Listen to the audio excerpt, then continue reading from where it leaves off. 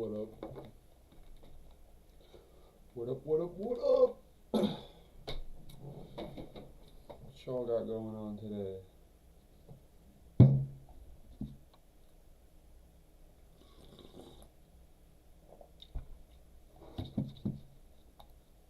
I know what we got going on.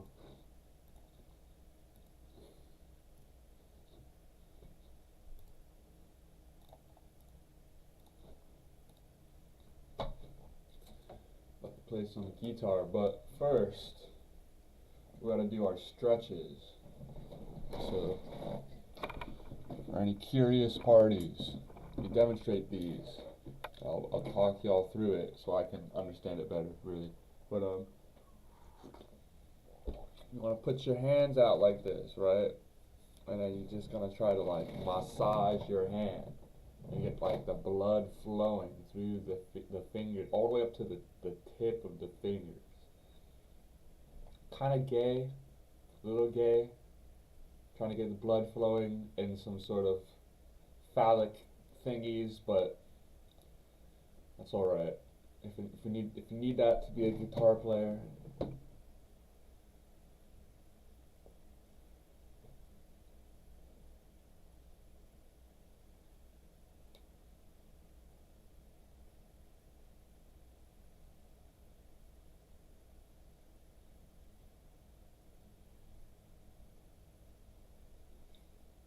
oh, all right. That's what I'm. Want to get it like in the forearm and shit like that too, right? So like you get it up the forearm, do it in like the palm area. That's pretty important, right? Palm, and then this big old thumb muscle. That guy. Definitely need to get that dude going.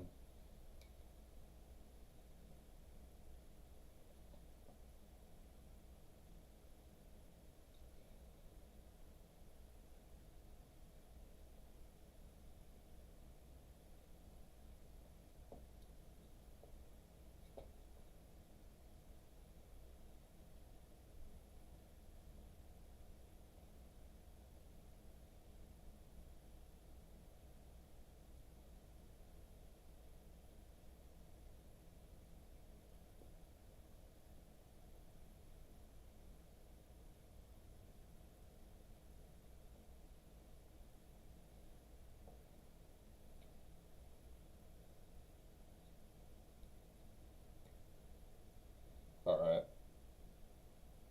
And then I think we want to try and like squeeze the tips.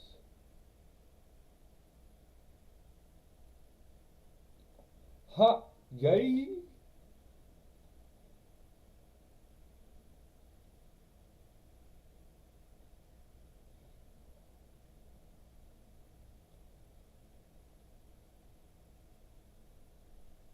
All right. Let's do the other hand now.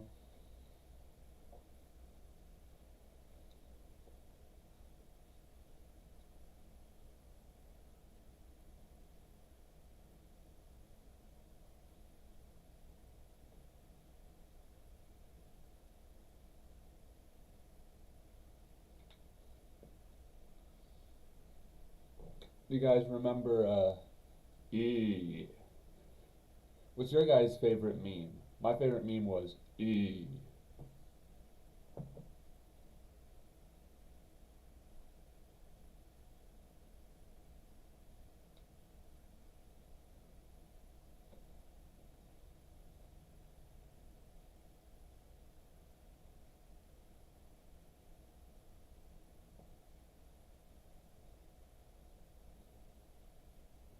All right. We're getting this right hand done. We're stretching the fuck out of this bitch. All right. Okay. So now that was all warm up. It's like shake it out. That's what they want us to do. Shake it out. And that makes sense because the centripetal force, if you're a physics major, right? The centripetal force will force the blood to travel to the outer limbs of the vestiges of that are being. All right.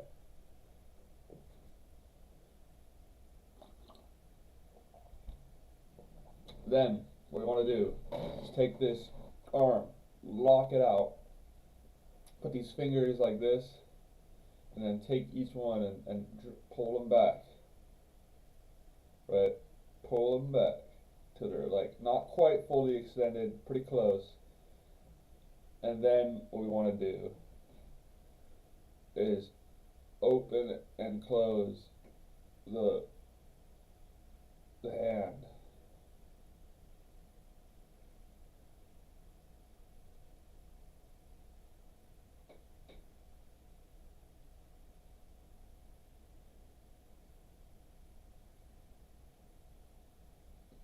And you feel that in like the bottom of the wrist, because we're pulling the wrist back opposite from where it's normally being bent.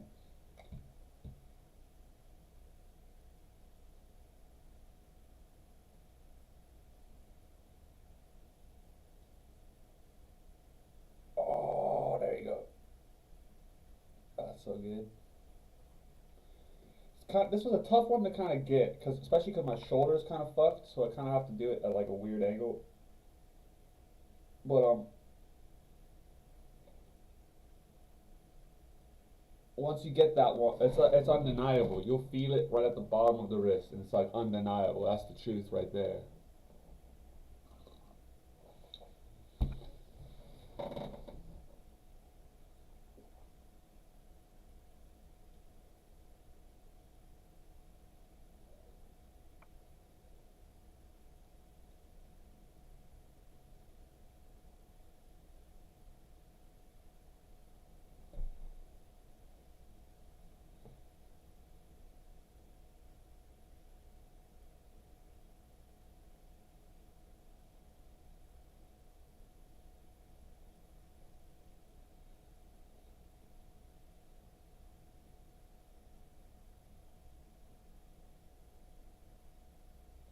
Whew.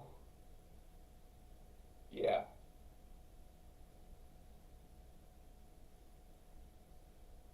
Oh man, these stretches are so awesome. What the hell? I feel so good. I'm really gonna have to do this. I might do this before and after, honestly.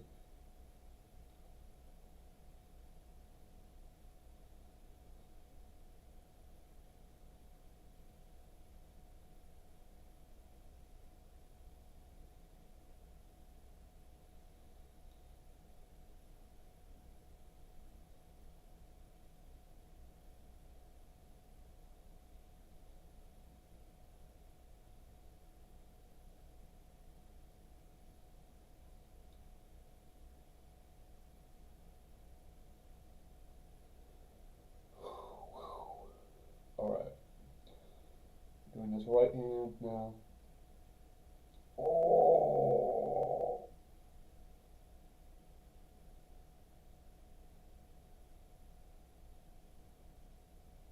holy crap.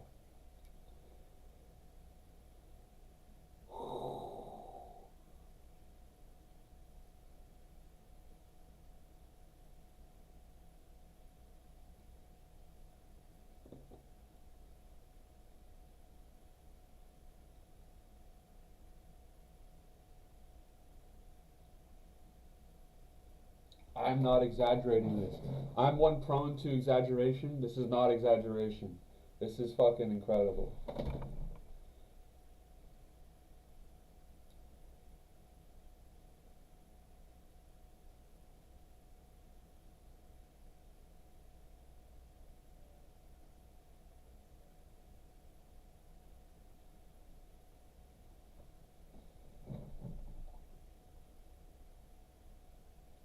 Oh, the pinky one. Oh my god. Oh, wow.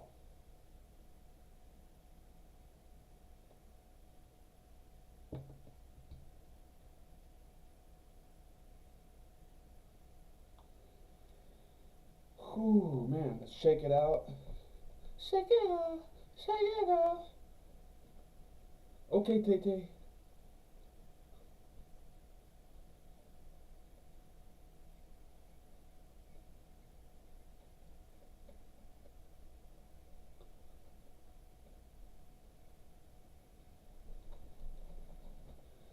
Damn. Fuck yeah. Alright. That felt incredible. Let's do our spider walk shit. And we have some new shit to add to our spider walk. Let me lower this so I'm not being interrogated. So, here, I'll challenge myself. I'll play the spider walk at 100. And then I'll try and explain the complicated thing we're going to try to do next while I'm doing it. So that takes like extra level of focus because we're being distracted. These are the kind of exercises you can't write for people. Try explaining a complicated idea while doing the exercise.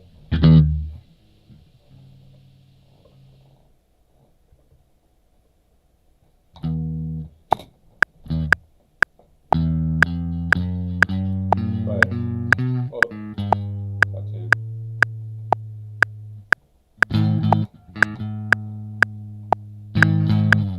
Alright, check it.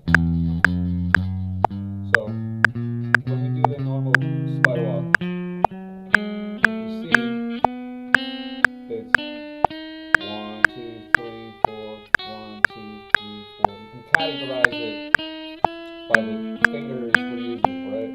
First finger, second finger, third finger, fourth finger. But if you wanted to start getting jiggy with it, you wanted to start making it extra more complicated, we can create these variations where we mess around with the little order of fingers. So you go 2, 4, 1, 3, 3, 2, 4, 1, 4, 3, 1, 2. And then that will force our brain to just get used to it's just an extra dimension to it. So let's just go through at 120, and then let's just go up and down, and then we'll hit double speed at the 5.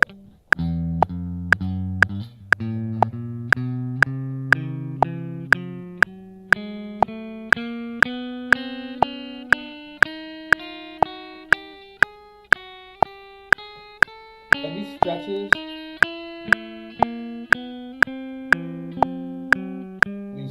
man.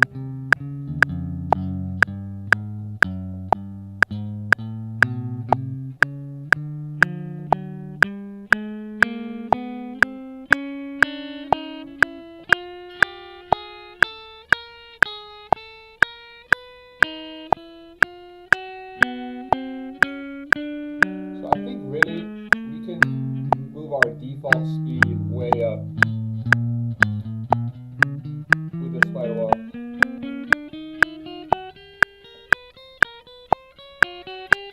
We've been practicing at 120 for too long. But I want to say too long. It's good practice.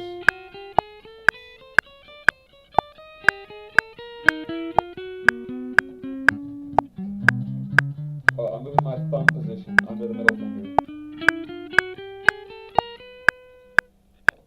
Because that makes a difference. That's one of the things we figured out the other day.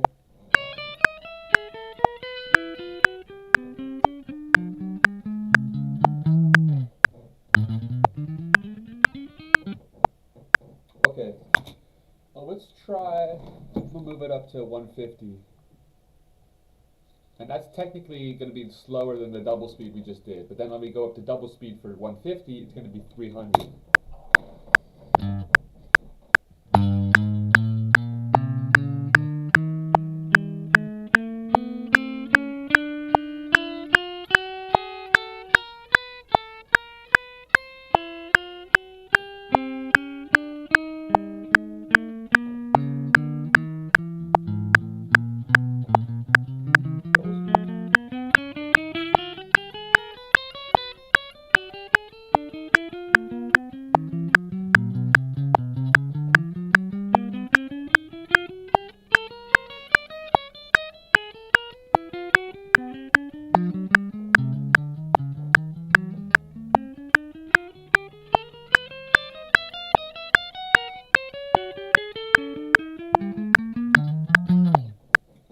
So it seems like we can pretty much breeze through 300.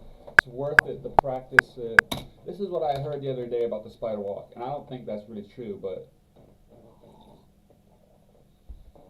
I hear tell that if you can do 3 runs of the spider walk up and down without making a mistake, then you're good enough to increase the speed. That seems a little too little. You know what I mean? Also, by the way, this dude was doing the spider walk with the downward ones too, with the descent. So it'd be.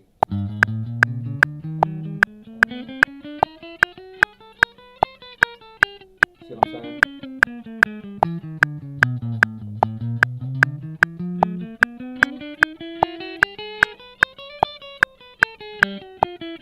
So I think we need to work on our descents. Because we haven't practiced that. We've been focusing on the anchoring. So I'm going to move it down to 130 or 120. I'm going to go double speed.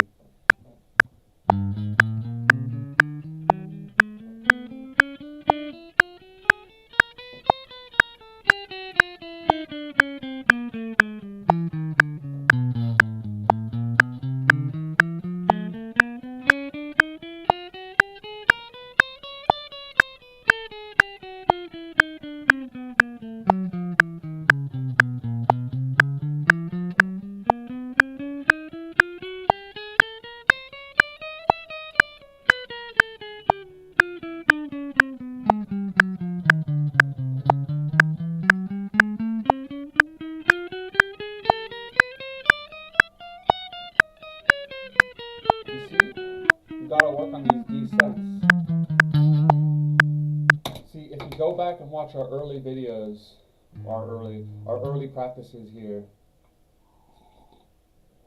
I had the descent, and then someone pointed out that you want to work on the anchoring, and then I kind of cut the descents out.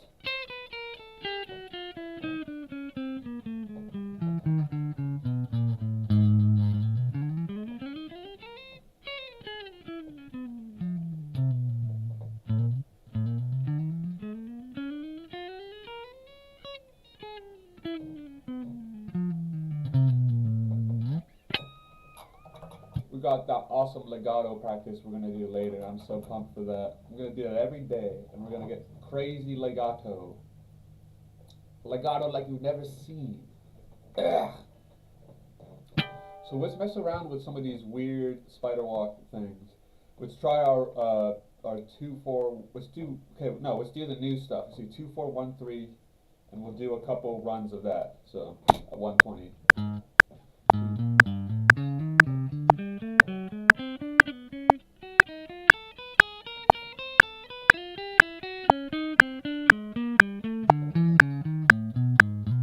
Ooh.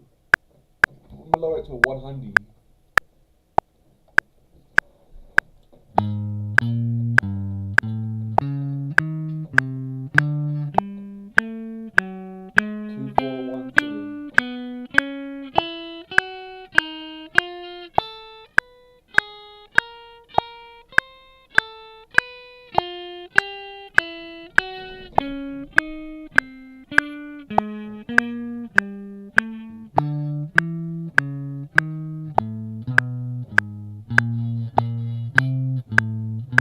So it's interesting because it ends on the 3, but then the 3 becomes the 2 for the next phrase.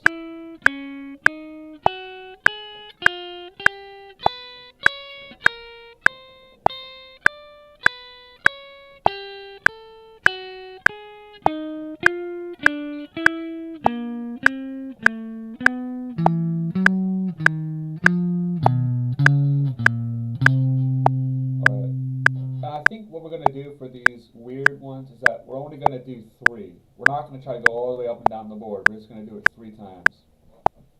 Alright, so let's try doing double speed at 100.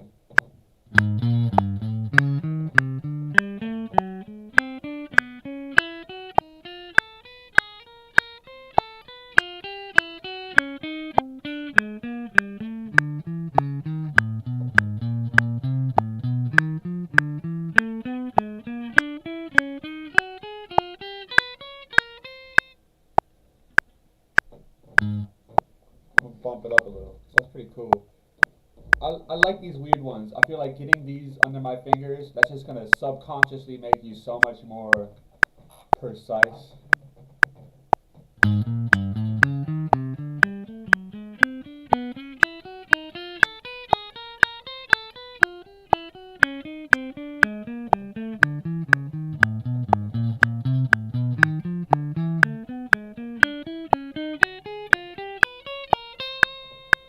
it's sort of like this. Like you're supposed to.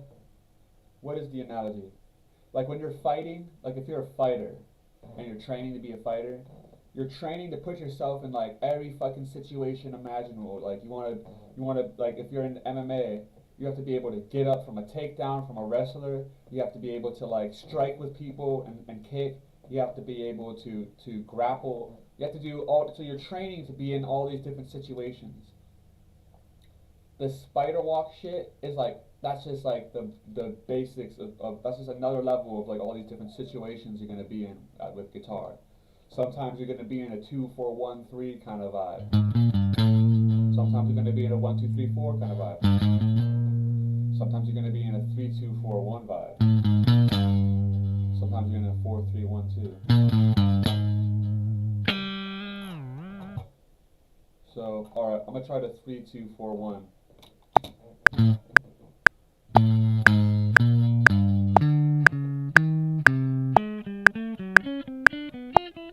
Oh, I like 3-2-4-1. That's fun, dude.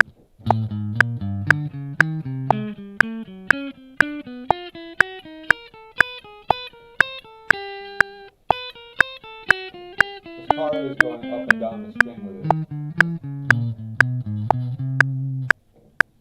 Because it's pretty weird. That is pretty weird. Alright, let's try doing this.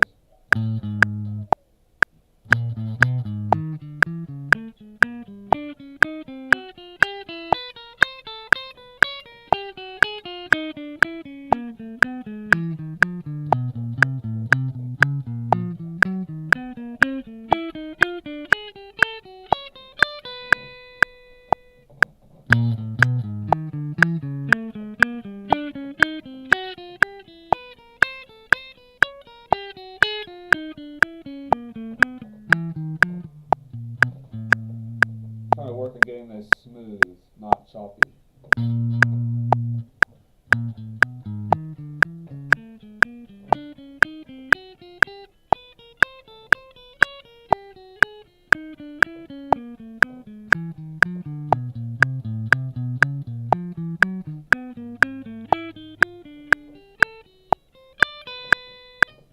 You guys ever watch Ed, Edd n Eddy?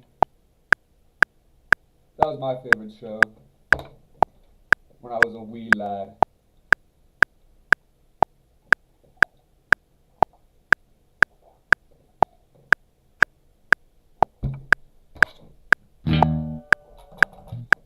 If you go back and watch an Ed, Edd n Eddy episode, every single episode has this free improvisational avant-garde jazz that accompanies the entire episode. It's unbelievable.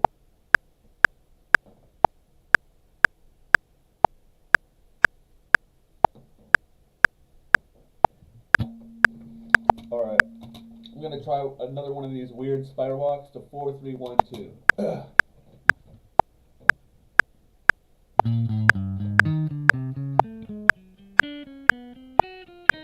This one I don't like.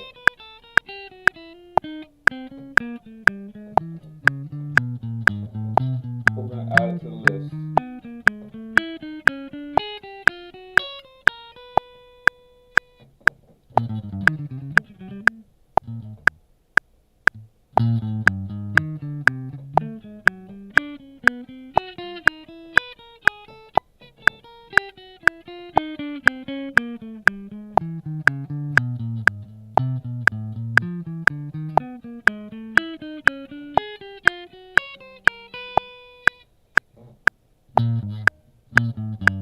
One more.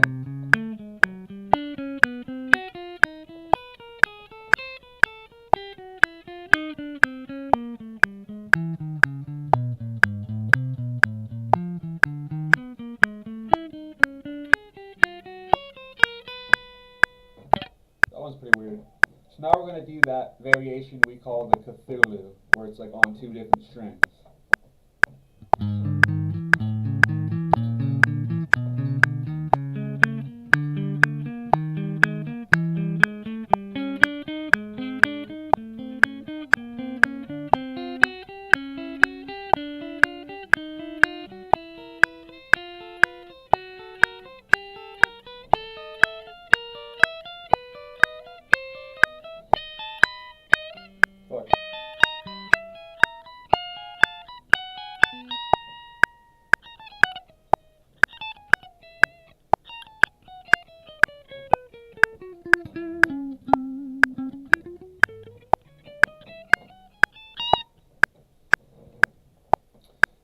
be a good idea to do like a chromatic scale version.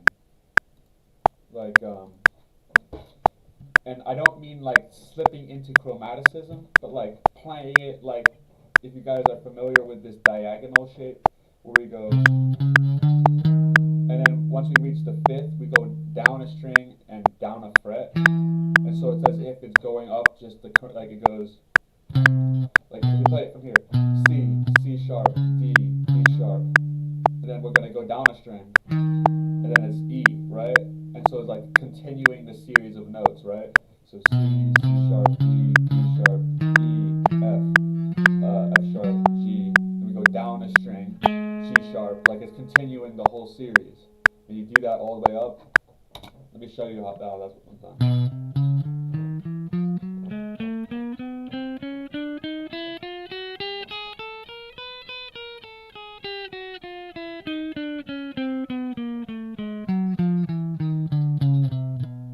So it's as if you were just going up and down the string going.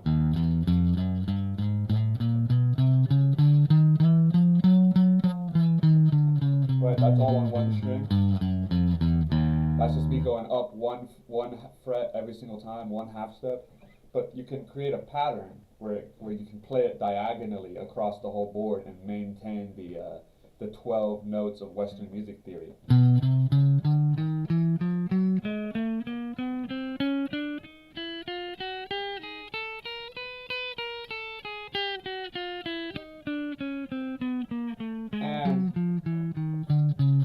Of those strings, it's a 4-note sequence, so it lends credence to the spider walk.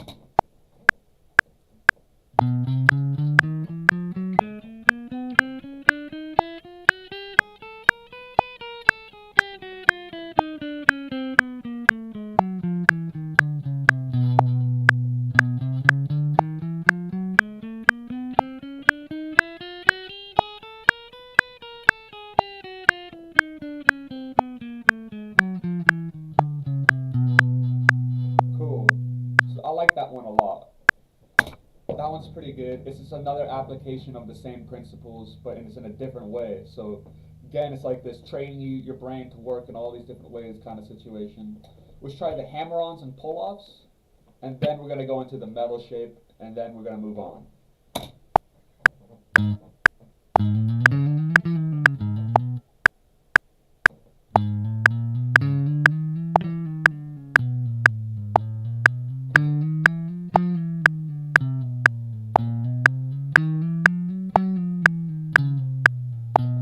I feel like our pull-offs are already a little bit better because of the legato training we were doing.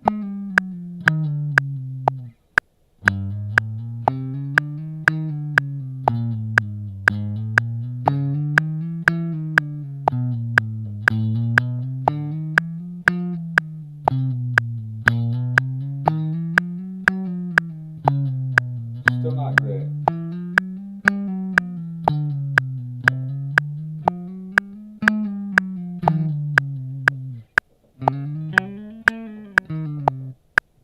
See, if I try to go fast, listen to this. You lose the rhythm. And so we're going to have to, the utility of this legato training we're going to do, the exercise is like this. We go up and down the 3-note per string natural minor. And we play it with only hammer-ons and pull-offs, right?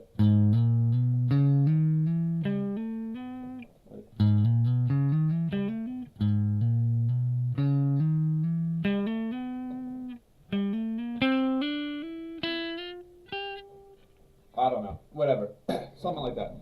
I'll go back to that video, but it's gonna train us to do 16th notes, and we're gonna start at a ridiculously slow speed so we can fit in those 16th notes. All right, hold up. Gotta text the brother.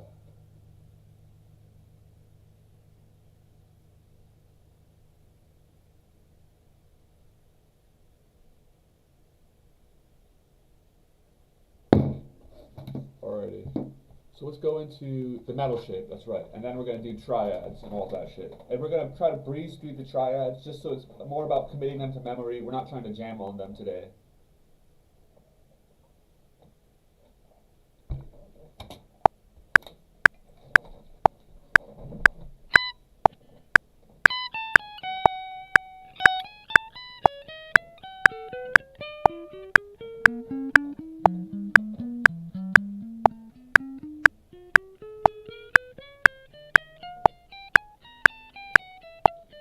Here, let's try descending the metal shape. See what that could teach us, right? Because I'm doing all ascending because I wanted to practice this anchoring at this massive shape. But what happens is that if we anchor it all the way down the fretboard, I just finally managed to get to the first fret, but just barely, and it's like you have to overcome this sort of pain. And so I feel like if we switch between ascending and descending, that'll give our hand a little time to breathe. You know what I mean? Because we don't have to maintain the anchor, and if we're maintaining the anchor, then we have to maintain a massive stretch.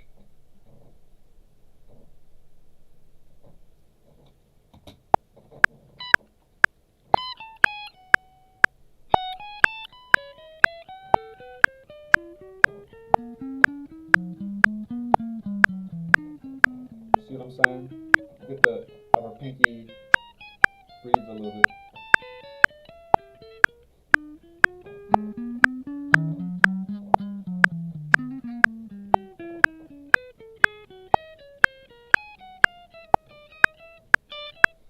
But now the tough part is being able to like coordinate all of that. So I'm gonna bring it down to 100.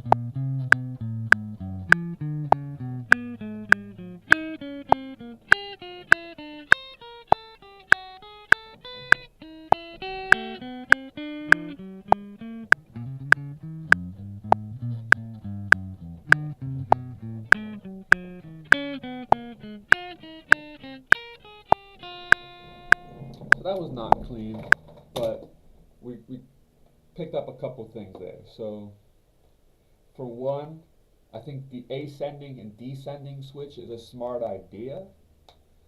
And what I've noticed, this is like something I've noticed. So when you do the descending thing, part of the reason why I didn't want to practice, or not that I didn't want to practice it, or wasn't focusing on it, is because we were trying to train our pinky. They have this thing called the flying pinky problem. If you're into guitar, I'm sure you know about it. We were trying to train our pinky to stay as close to the fretboard as possible, right? And so when we do this descending, then you're lifting your finger up and then your pinky can fly away. That being said, since we've spent all this time focused on the anchoring, look how close my pinky is to the fretboard. Now, that's a good like inch and a half away, so it's not perfect. But the like usually like what it's usually like for most people, and like where I probably was a little bit ago, it's like way out there, like way the fuck out, right? Like a good six, like it just flies back. And now it's like it takes an effort to put my pinky that far back because I've trained it to stay closer. And so that's just another piece of evidence of undeniable improvement.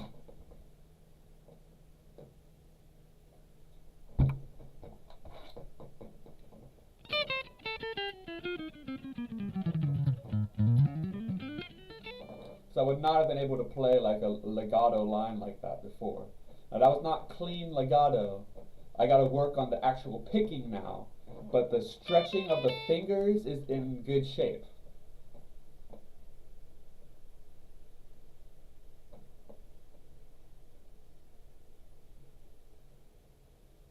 So let's go into our triads.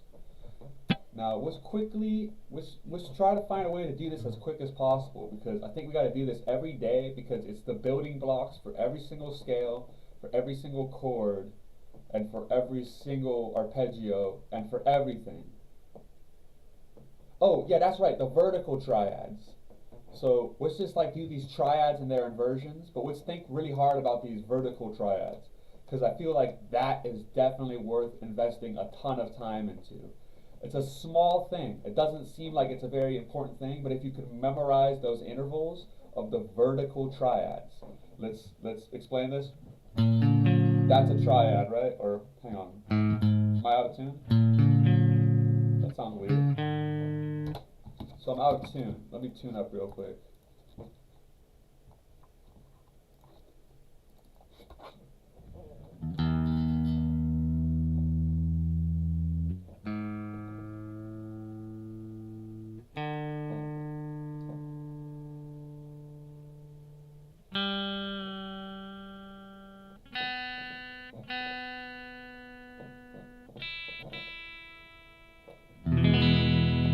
Cool.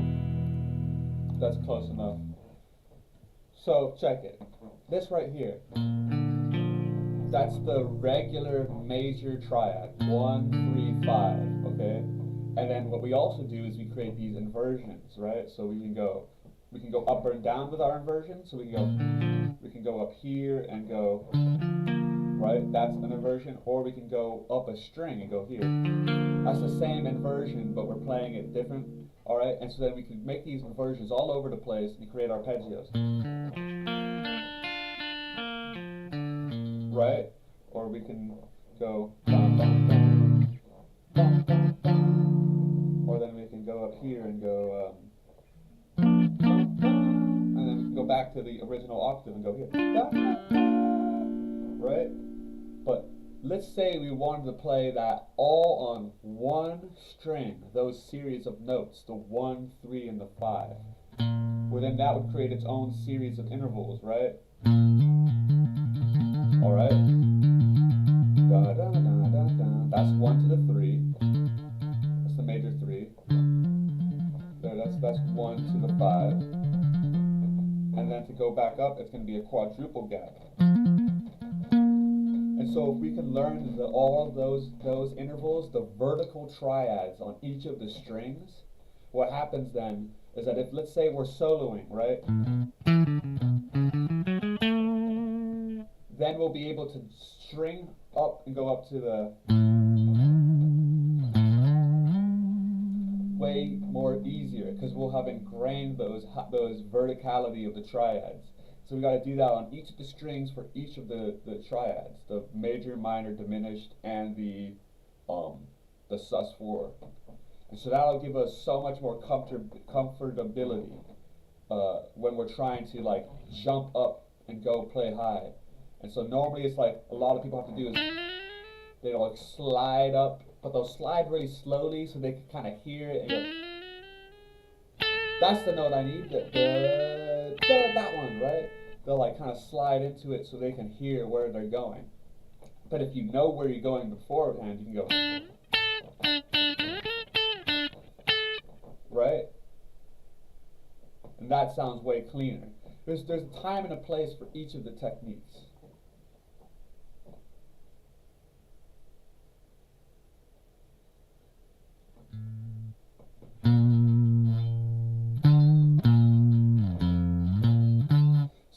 So let's breeze through these. I guess we got to do all the interval. We got to do all the regular triads first, because I don't want to get ahead of myself. Like I already have that perfect. Like these are simple stuff, and so I have them more or less memorized, and I know all the concepts that you can utilize them. But it's good just to memorize the triads in and of themselves, right? So this is position 1, position 2, position 3. All right, that's the first string. Then we go down to here and go. Hold up. Position 1.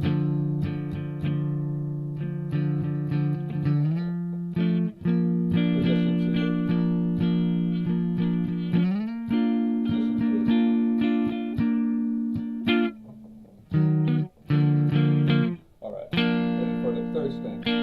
1.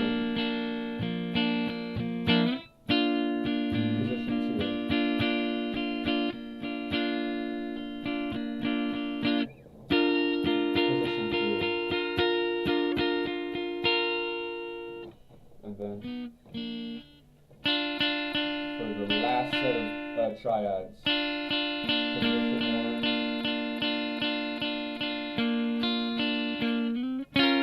Oops.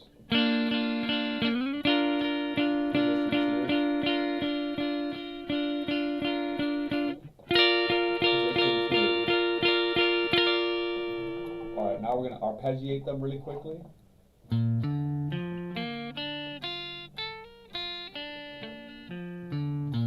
Alright, that's the first arpeggio.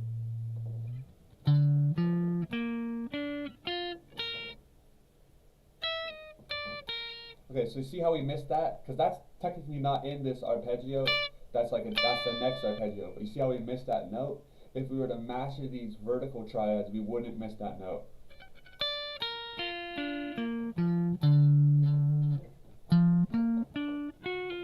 Alright, and then this is the one that's like C. Then we go back to here.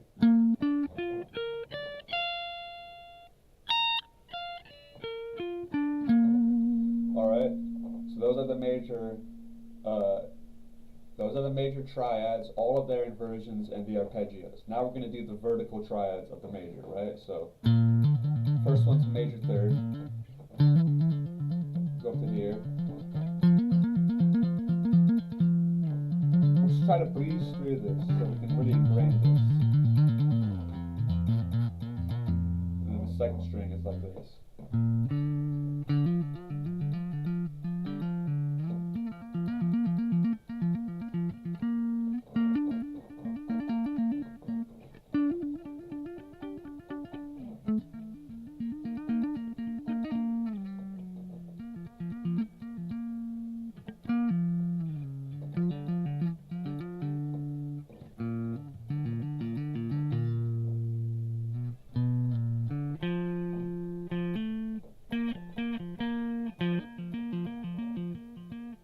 Third string.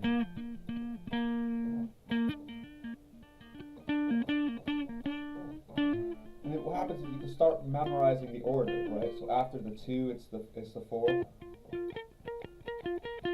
And back down to the 2 gap, down to the 3 gap, and then back to the 4 gap. That's the advantage of triads, is that since it's three notes, the patterns are very recognizable. Alright, so this is the 3 gap, 2 gap. We're on the 4th string now. And then we're going to do the quadruple gap. So we do the triple gap. And the pentatonic jump.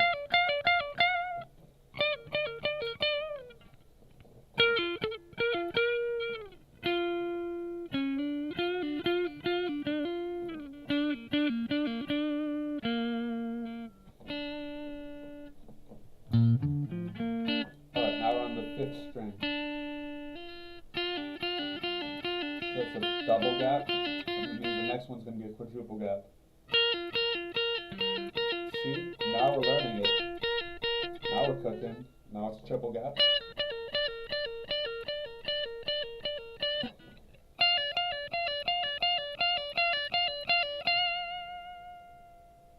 And then this one doesn't fit. It's a bend. Alright, and then on the last string, it starts with a quadruple gap. And this is really low, so we don't really need to. We're not going to be able to. We're never going to do that like a 1 to 6. But then afterwards, it's a triple gap. And it's a double gap. Now we're back to that original one at the octave. We can do it this time. We've got the stretch now. Now let's try to work our way down.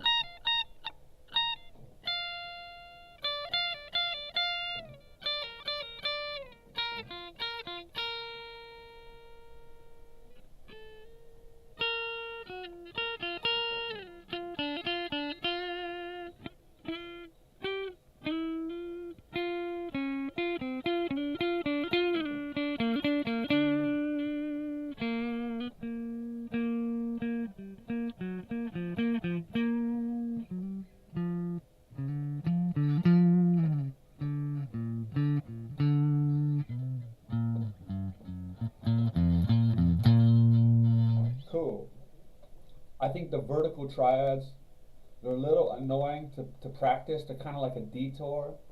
But if you were to ingrain those intervals, that'd do a lot to how you play. That would bring a lot to the table, genuinely.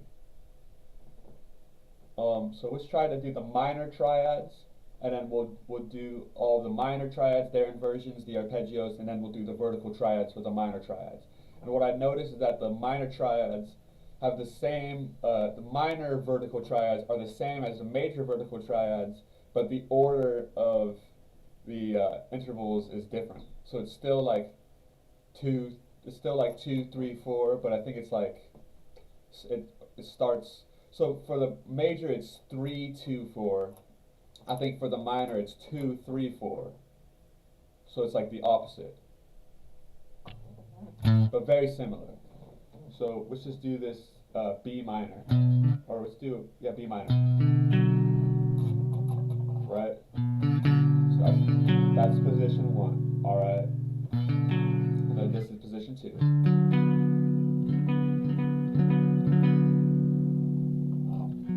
And this is position 3.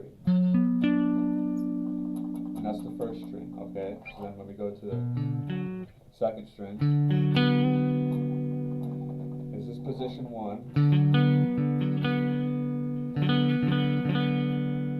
Alright. And then, see if we get this first try. Position 2. This guy. Right there. Got him. Got him. That's position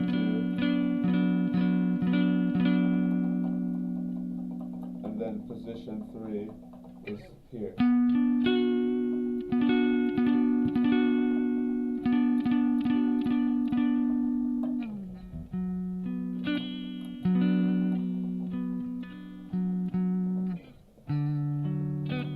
Alright. And then for the third string, this is position 1. It's basically like the classic A minor shape.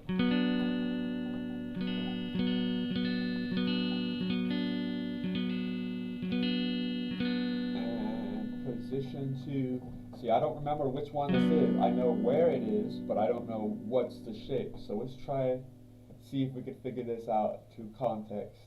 I know it's that note. Is it this one?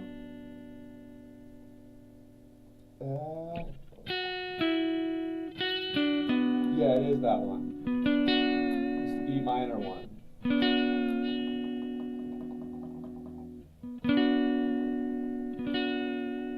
And then the last one is the D major one, or the D minor one, I mean. It's like the one in between the C and the D minor. So that's that guy. I call this one the bear claw for some reason. That my mind always thinks that every single time I make that shape, I think bear claw. Doesn't make any sense. It really doesn't make any sense, but I still think it. So we can probably use that. That's the bear claw.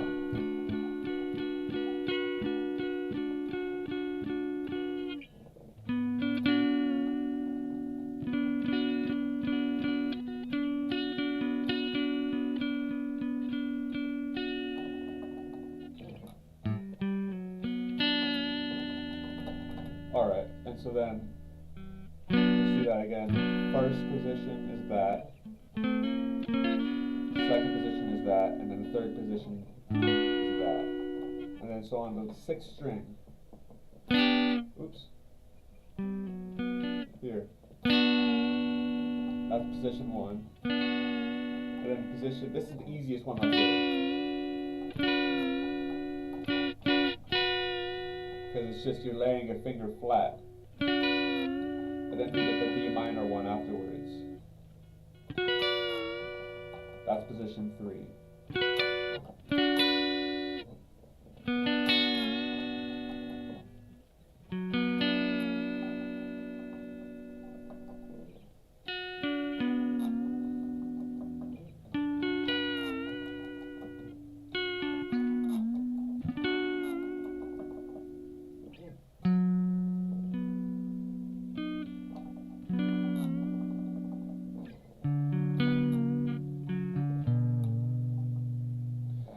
now let's arpeggiate these real quickly.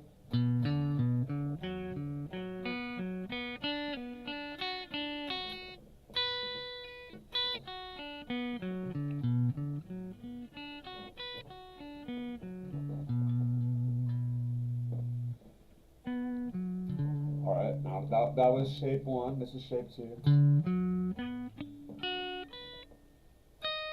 Fuck it.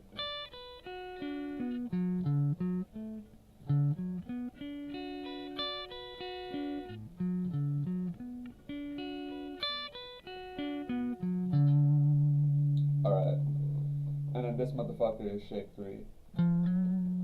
This is the one, it's the one that's like a classic minor arpeggio shape. Hang on.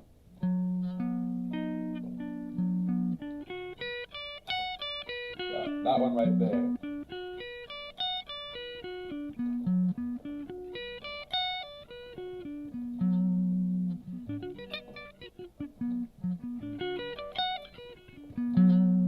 Alright, so now let's practice the vertical triads. Alright.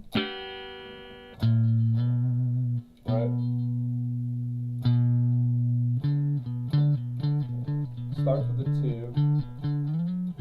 So it goes 2, 3, 4.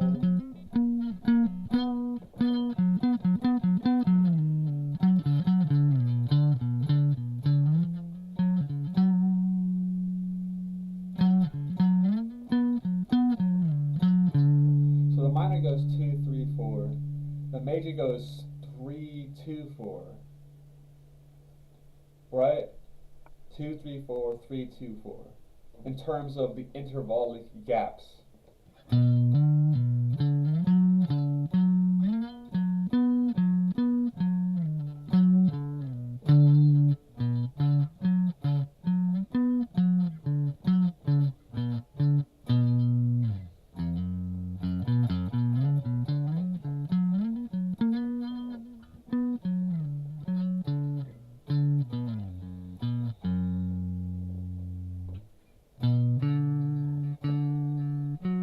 Alright, so that was string 1.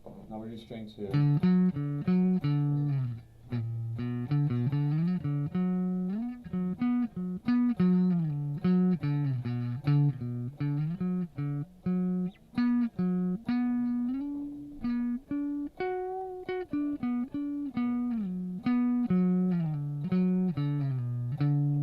See, this is such good. This is such good. I just became like a Russian there for a second. This is such good. On Sunday morning, you will be defeat.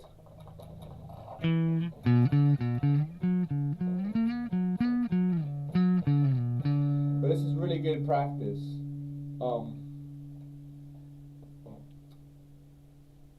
It's not even really about, it's just all about being comfortable with those intervals, right?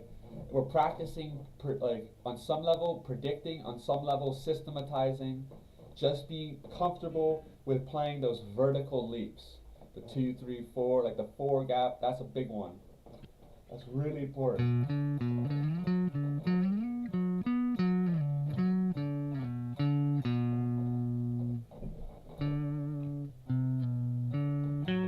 Alright, now we're on string 3. Starts with a 4 gap.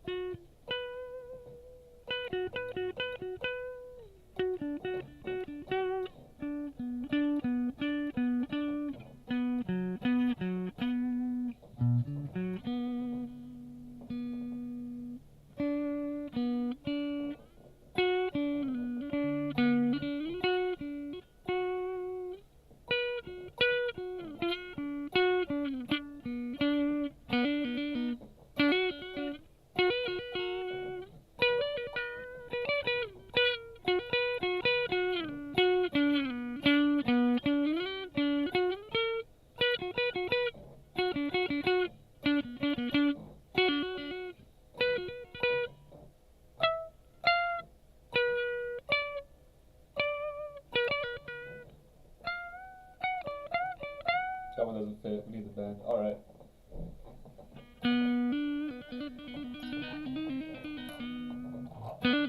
I'd be interested to see the diminished vertical jumps. All right, so now we're on the fifth string.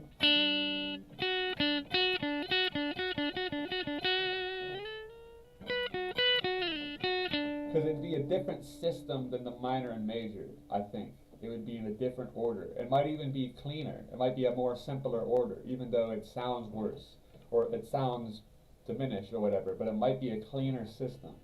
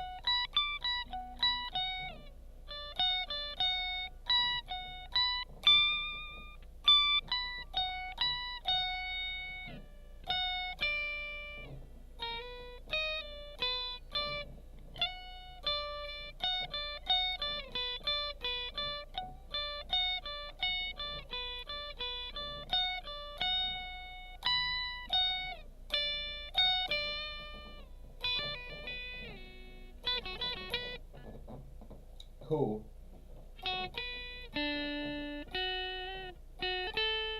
Fuck.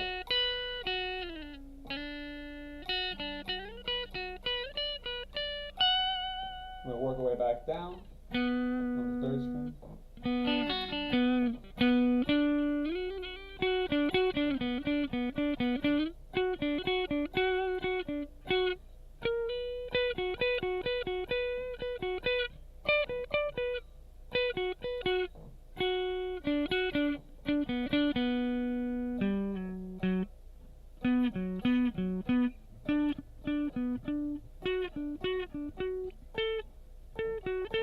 That's not right, that's a major. It sounds kind of cool too.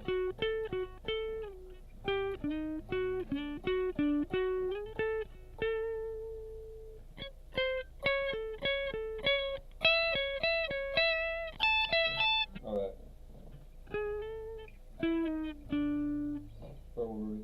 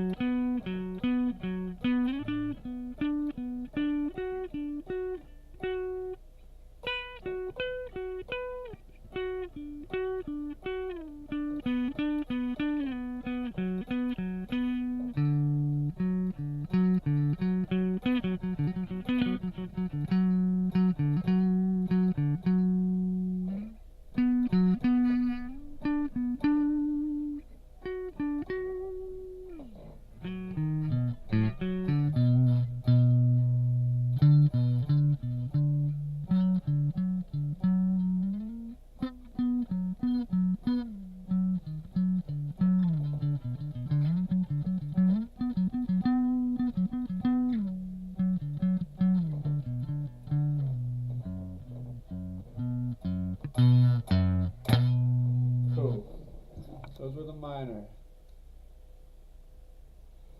Oh shit. I'm gonna take a brief detour. We gotta check out the new Ayazi XXX video. Oh shit. I'm hyped. Are you guys hyped? Oh my god. Check this out. Here, check. I'll share my. Let me switch the screen. Look. Top 10 coolest anime swordsmen. Fuck, that's a cool thumbnail too. Alright, let's check this one out. 43 minutes. Oh, damn. Man. Anime swordsman. There you go. That's way better intro. Alright, you can get down now, Kitty. Oh shit. Alright, what's good, y'all? It's your boy Ayazi. Let's do And with my boy let's Taz, do the our gentleman with the fucking top 10 triad anime practice while we swordsman. watch this. top 10 coolest anime swordsmen Alright, to be I'm more gonna work on specific. diminished How triads. this is gonna work, we're just gonna go back and forth, going down our top 10 list. The only criteria for this list is that, you know, we're only doing one character per series. So Bleach has got a bunch of swordsmen, but you can't just list a bunch of Bleach swordsmen. It's only one per series. And also, yeah, their main ability has to be that they use their sword. You know, their main characteristic is that they're a swordsman. You know, it can't be like they mostly use magic and then like whip out a sword every now and then. Like I don't think Sasuke would count on this list, even though he does use a sword fairly often. You know, he mostly uses his ninjutsu, so that one wouldn't really count as a swordsman. They have to be like mainly using their sword as a weapon. Yeah, man, I'm gonna just get it popping with my number 10. Alright, so my number 10 is Takeshi Yamamoto from Hitman Reborn. Oh, Now, Cassie, you didn't watch Takeshi Hitman Reborn, Yamamoto. did you? I did not watch that shit. I didn't watch that shit. So yeah, Takeshi, you know, he's pretty cool. Like he's you know, one of the hitmen that was scouted by Reborn. He's one of Suna's classmates that Reborn had stopped potential in for him to become a hitman. And you know, I guess he was like the star player on the baseball team. I'm gonna pause this for a second. So for these diminished triads, on some levels they're a little more organized because it goes. Those are both double gaps, and that's really simple. The double gaps. But the hard part is then here. That's a 1, 2, 3, 4, 5, 6 gap. So that's a fucking bitch right there. That's a 6 gap.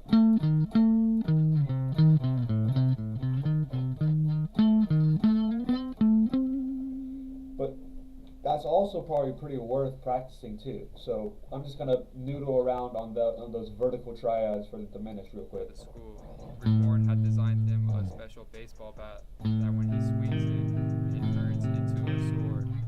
So he learned from his father the Shikure Soin Ryu dynamic sword art. Because his father was also like a sword master as well as sushi chef. Pretty cool guy. Yeah, he's also got like some water attacks he uses with his sword, kind of like the dude from Demon Slayer, but he had did it way before him, you know. So I think he had kind of inspired like the Demon Slayer author with his abilities. They both like have a similar look to them. But yeah, Takashi's a cool character, man. If you watch Reborn, then you know what I'm talking about. He's a pretty chill dude. And you know, at first he thinks like the whole mafia thing's like a joke. He thinks it's like a game, like they're just joking around. But then like later in the series, he's like, oh wait, I'm actually a part of the mafia. Like it gets more serious. And, you know, we see him in some pretty cool fights. So yeah, man, I fuck with Takashi. He's a pretty cool swordsman. I thought he deserved to be on this list. So yeah, number 10 we got Takashi Yamamoto. Hit us with your number 10, man. For my number 10, I picked King Bradley from Full Metal Alchemist, the Fior Bradley. This dude's This kind of guy a talking. beast. This guy seems pretty cool. Definitely doesn't really get into a lot of fights throughout the series, but he definitely has a presence. In the whole final battle, he dukes it out with a lot of different people. In particular, I really like his fight with Scar. They have this pretty badass fight to the death. So he uses like these two swords. He's a real menace, honestly. That whole final battle sequence is pretty intense.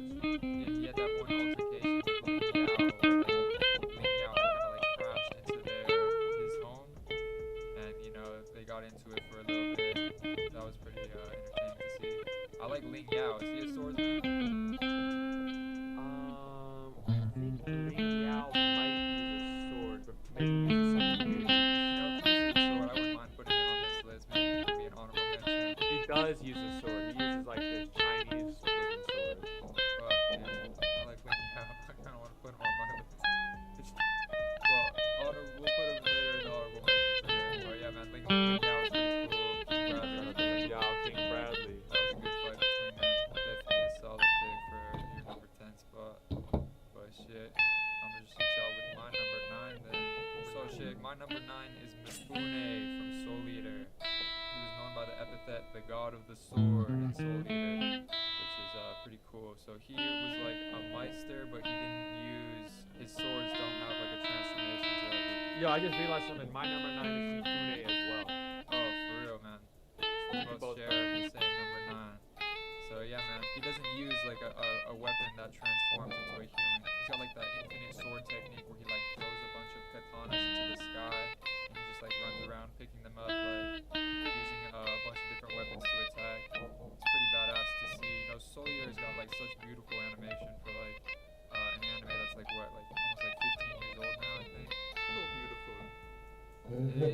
like I think it's like might be my favorite like animation in any anime. It's just Pretty so solid. clean, especially for like 15 years ago. It's pretty crazy, but yeah, he's had some pretty cool fights with Black Star. In his Cool. first fight with Black Star. So we did the vertical triads.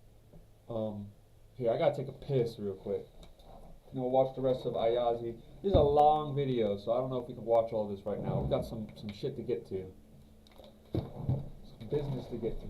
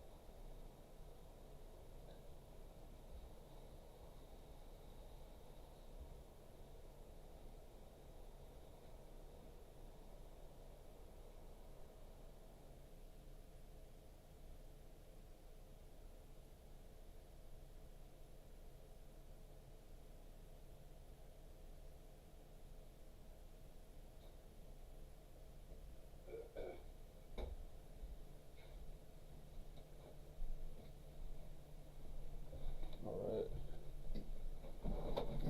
So, we gotta get into these exercises. I'm sorry, Ayazi. We'll watch your vid at the end, maybe. Can't watch all this right now. 43 minutes? That's too fucking long, dude. But, shout out to Ayazi. That shit's fire. Let me add this fire emoji.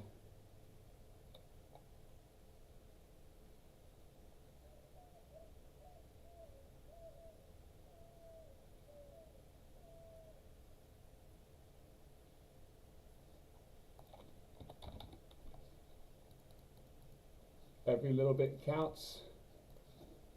If you want to game this algorithm, you need comments, likes, and subscriptions.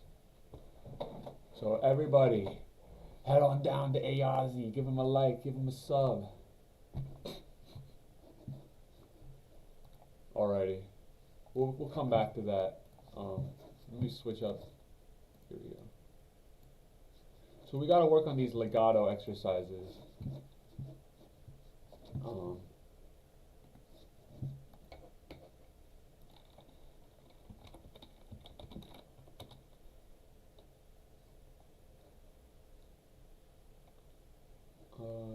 Alright, here we go. This guy.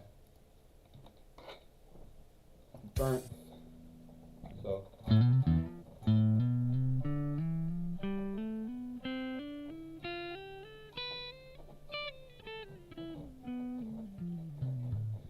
Alright, check it. So he wants us to start at 30 BPM. And I'm gonna put an amplifier on and some sustain and a compressor, right? So we can get that clean legato situation.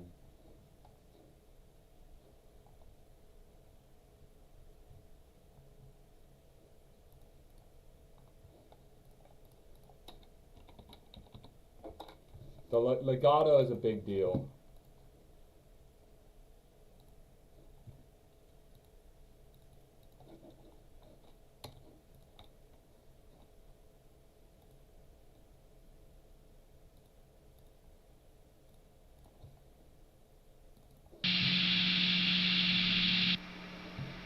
Alright, so we got this badass amp here, the Roots amp. Let's turn the settings down low so that it's not like crazy distorted. We just want to get like a clean distortion.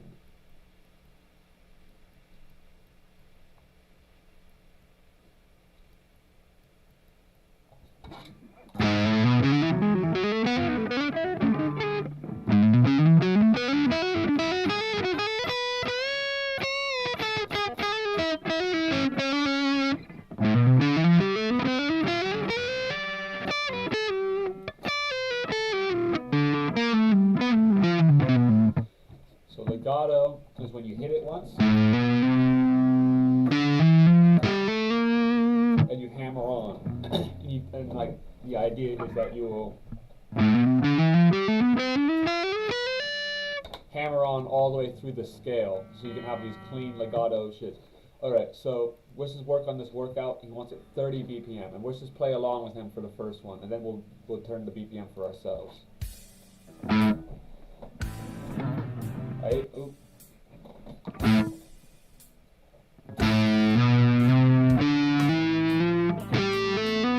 Alright, so yeah, that's right. So it starts with the 8th notes. Then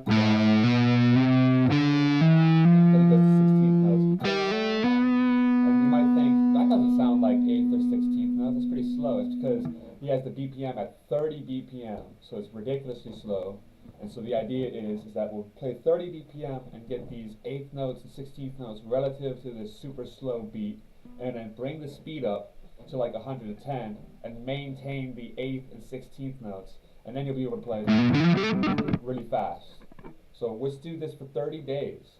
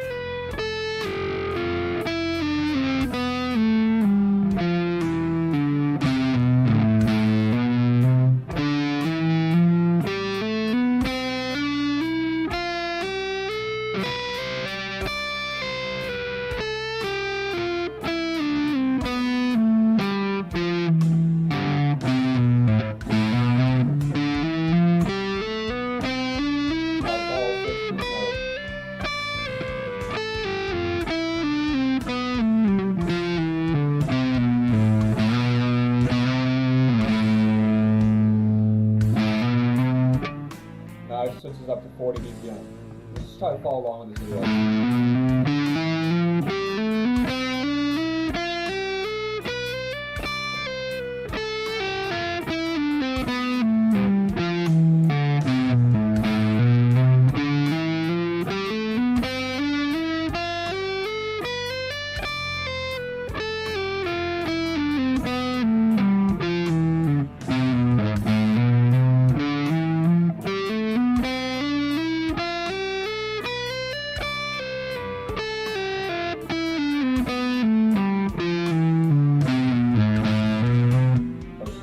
To the 16th notes. Here we go.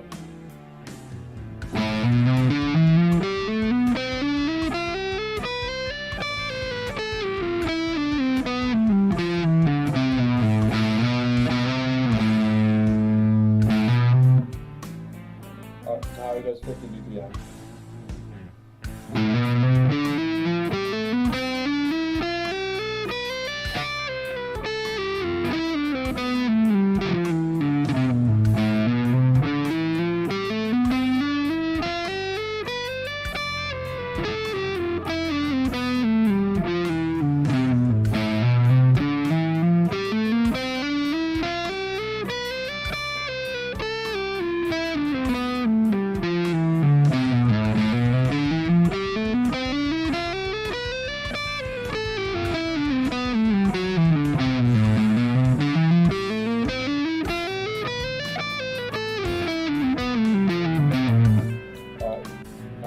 Now you go to 60 BPM.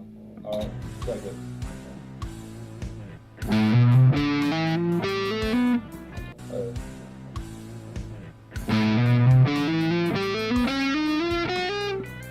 Playing wrong notes.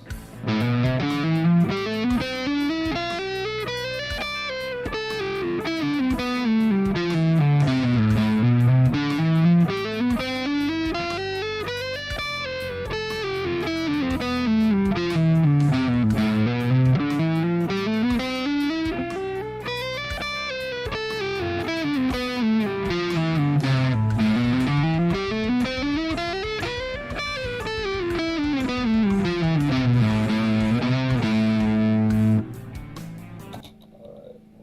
Now there's 70 BPM. Good.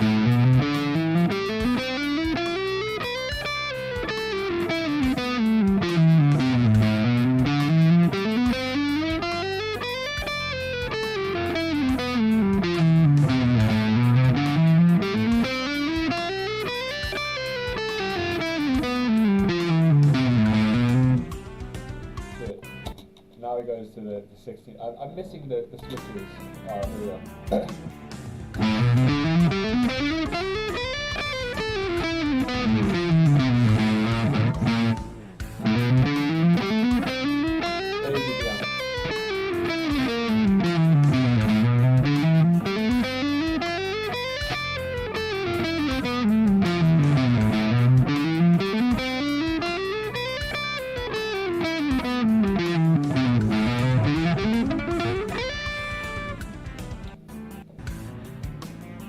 Alright. Wait for it. I'm gonna jump in at 16 notes.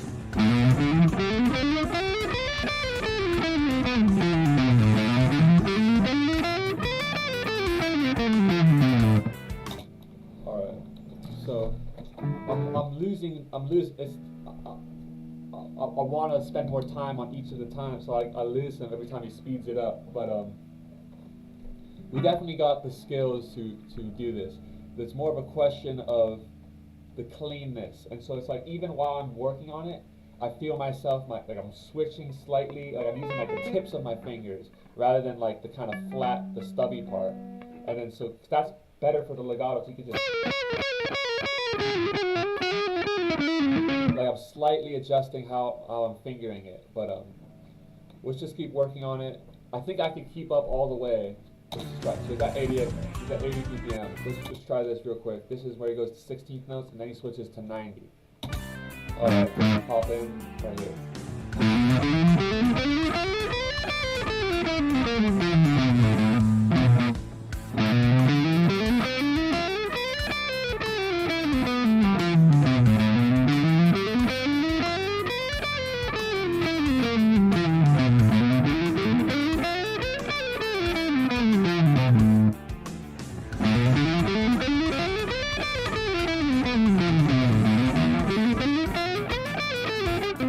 Alright, now he's at 100 BPM, alright? And then that is why he started super slow.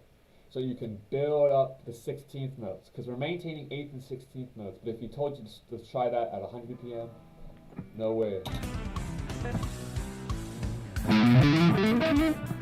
Alright, so now it's getting hard now.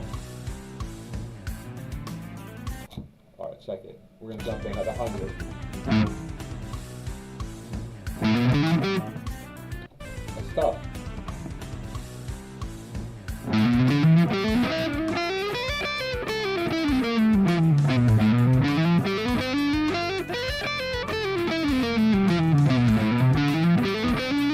And I'm playing wrong notes too, because I'm trying to play along with him, and then the wrong notes are masked by his right notes. So I'm gonna try playing it without him.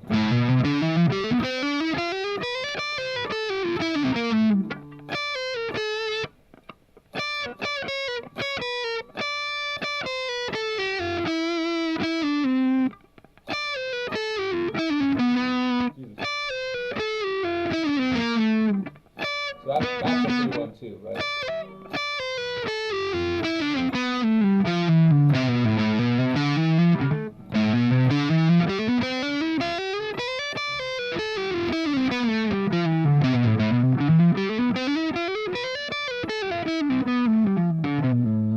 We're gonna work on this. So I think he maxes out at 110 during this exercise. But look how, he goes to 120. So look how fast he gets with it. We can't play that good yet. We'll get there. And then we're gonna break past 120. I bet we can get it pretty fast. And so we're gonna work on this after he's done with it, without playing along. Look how fast he's going at 120.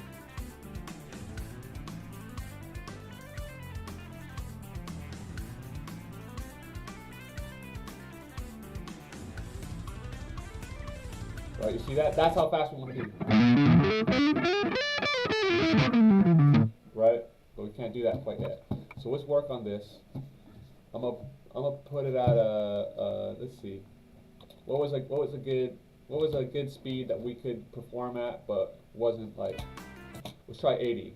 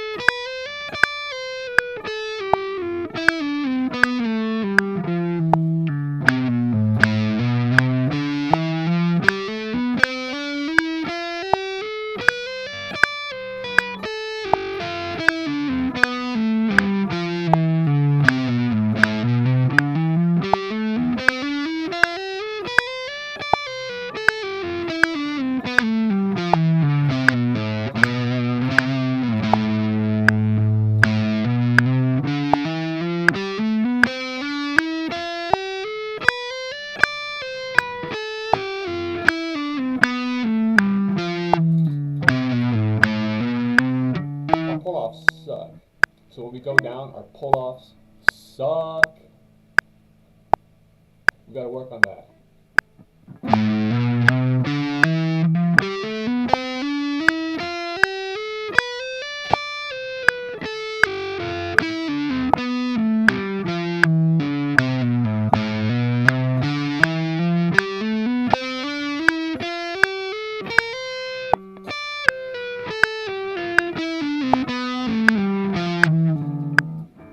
So you hear that? Second we go to the pull-off, it'd be dead in the strings because our pull-offs suck.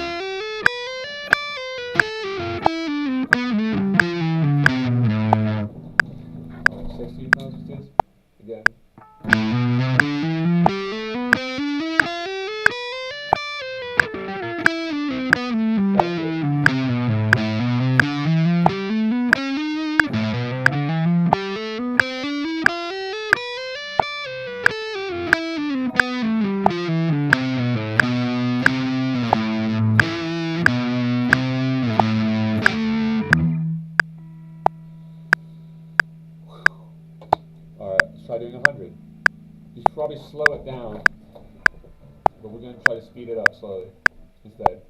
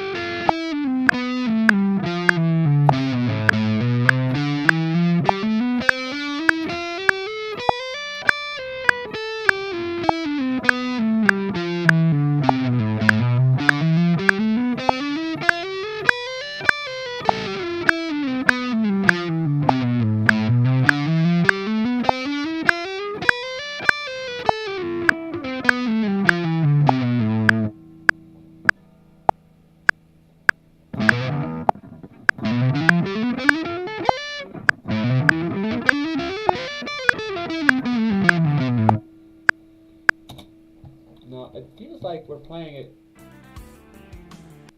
extra slow, like maybe we're doing half speed.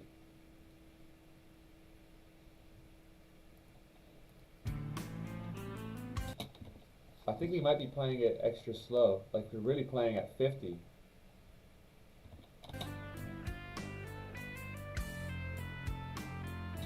So I'm gonna play at 50 BPM.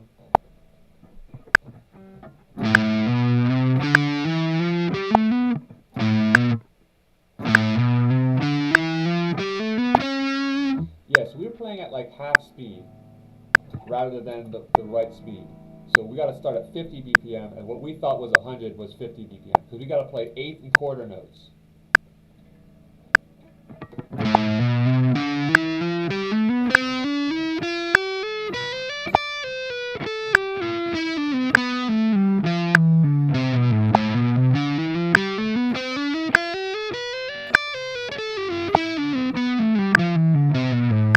So that's like pretty much the exact same speed, but we're playing at 50, and so since relative to 50, that makes it 8th and quarter, whereas relative to 100, those are half notes and quarter notes, right? And so that makes a big difference as we try to speed it up.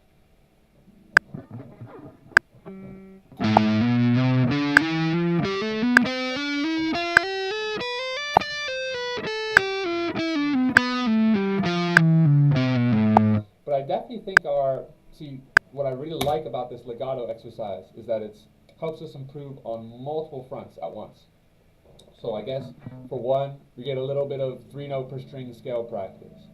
2, we get the hammer-ons and pull-offs, which is the root of the legato. Pull-offs. 3, we get some timing practice, because we're speeding up and slowing down, right? So we're working on our rhythm on some level. And it just also is good for our fingering, because we have to do it very precisely to get the proper legato technique down. And so the more we do it, just naturally, I just start working on what is called economy of motion. The economy of motion, right? So, pretty cool. I really like that one. And then what we could start doing is try to expand it to different scales, right? So we got it in the minor.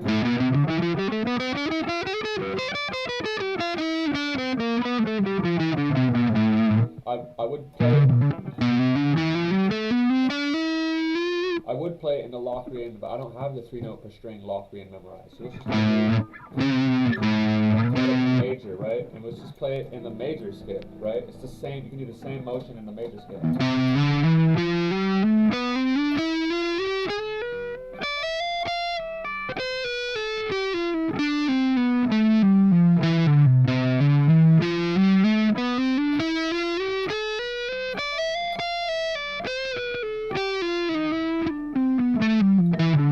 Or you can do the same motion in Phrygian, right?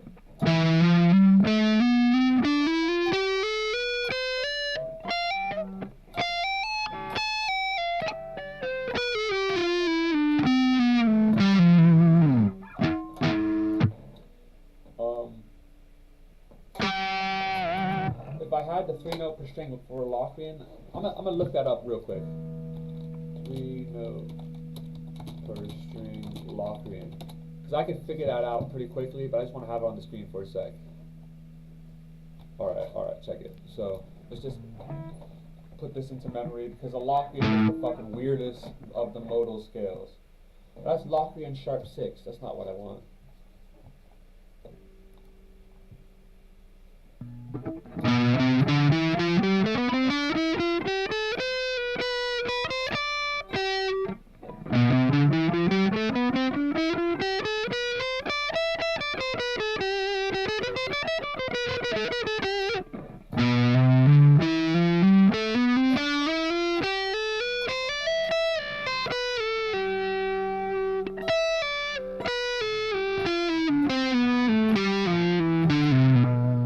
How good that sounds in Locrian. So let's just try that, moving up between Locrian, moving it from minor, from the natural minor to Locrian to major, and we just go back down for that same thing.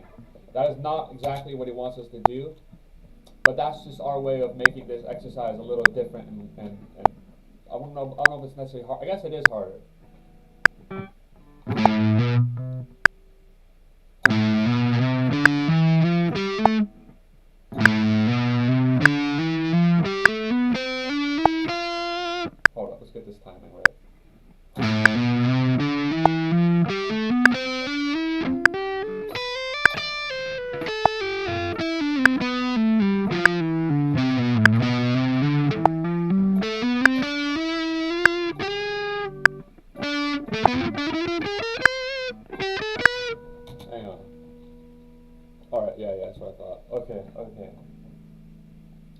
So here's what we'll do. We'll go up and down 3 times like he wants, and then we'll do the 16th.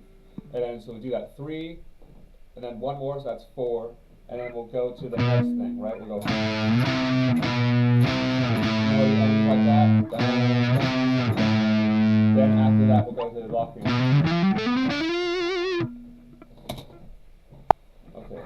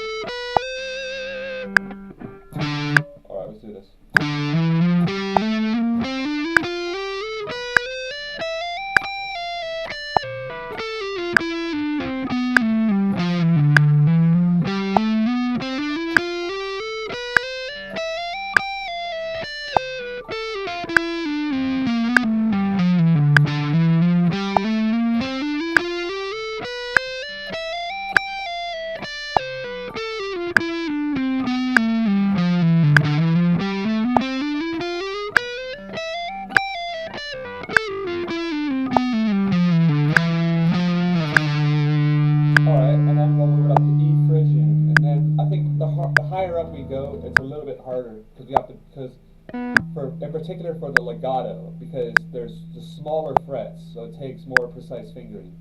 See, different skills get harder at the lower or the higher strings. Like the legato, I think it's harder at the higher strings. Alright, so let's try this Phrygian. Let's review.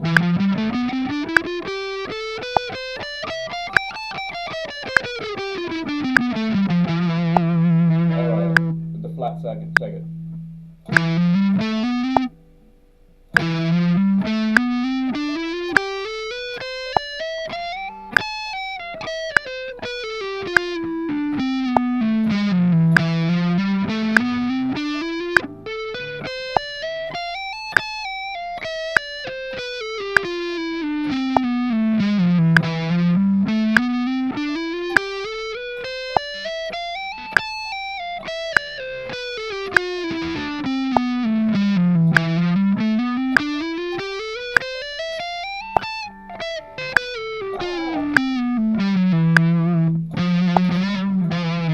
Up the 16th notes on the pull-offs.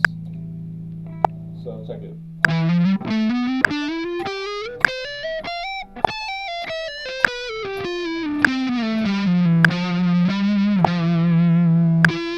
Try that one more time.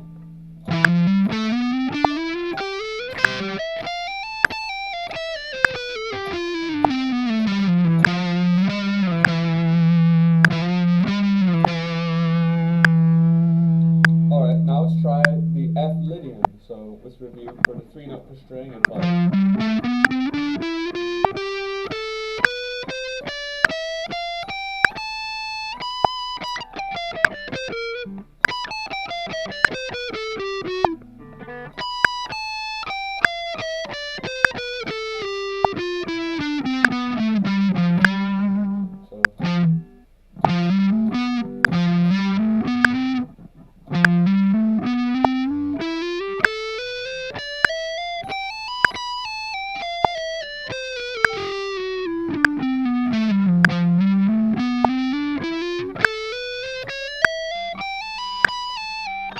Is that right?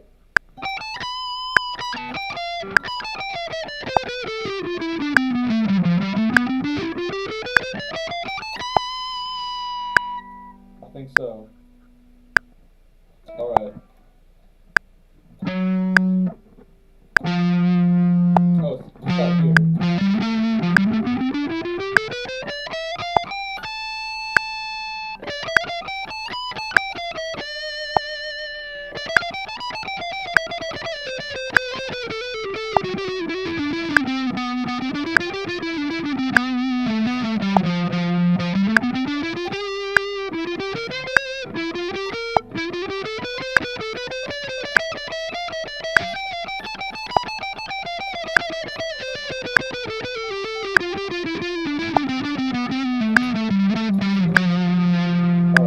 Exercise for F Lydian.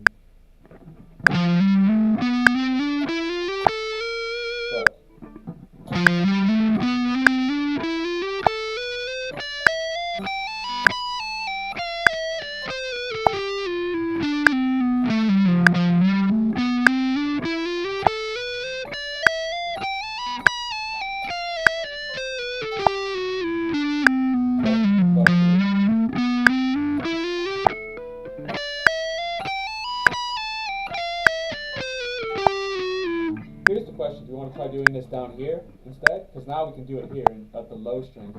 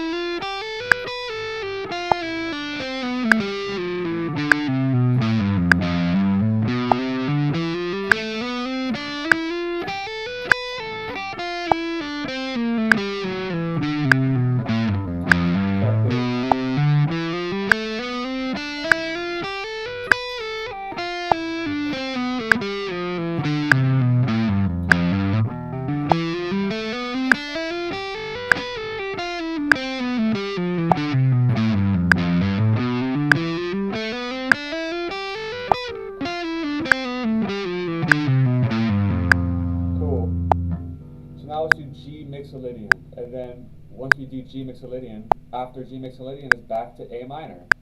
So we went around all the 7 modes. So let's figure out Mixolydian for a second.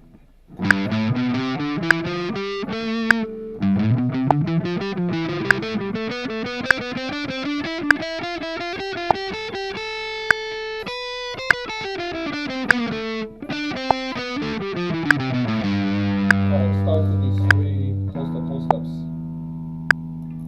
So it's like.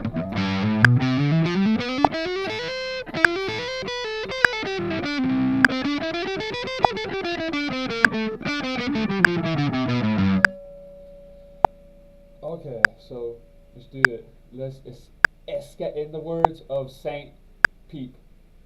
Let's get it.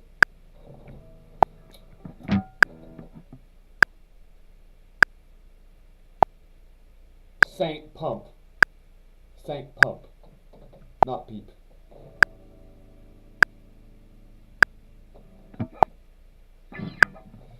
Okay. Let's do this.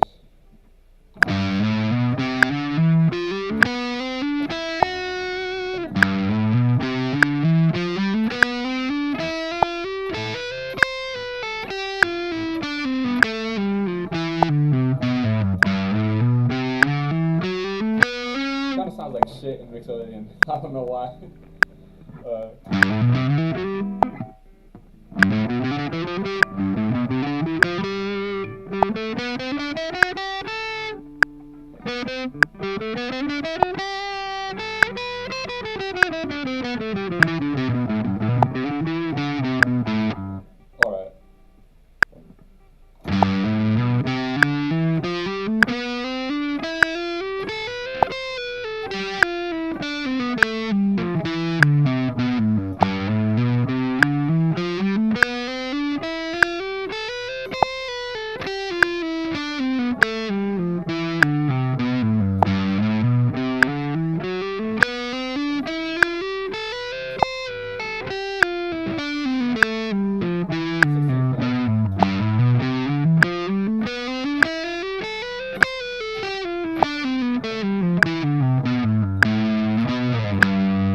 Now we're gonna go back to the minor where we wanted to practice it in the first place.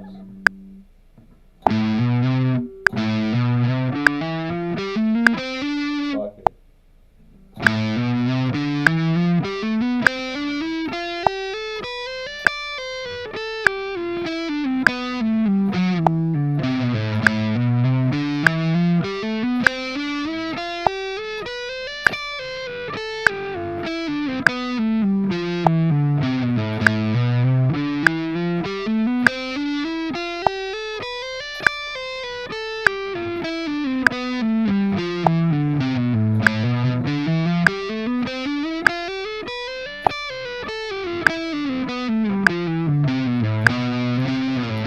See how clean that was? You see how good that was?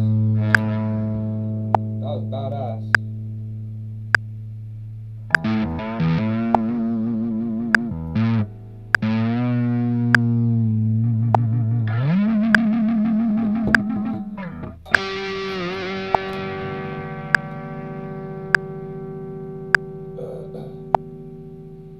So,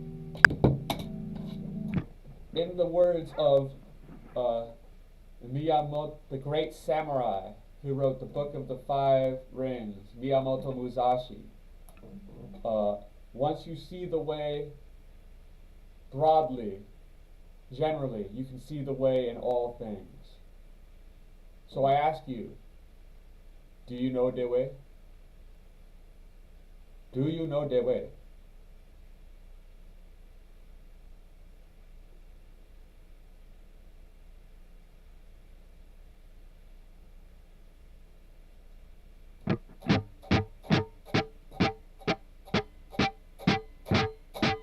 Alright, so then we have another good exercise that we should do. I kind of just want to sit there and do that legato thing for forever, but it's probably better to practice some other skills. So let's work on the alternate picking exercise, and the one that we made that one into a, so we used a similar thing where we went around all of the pentatonics. So let's do that right now.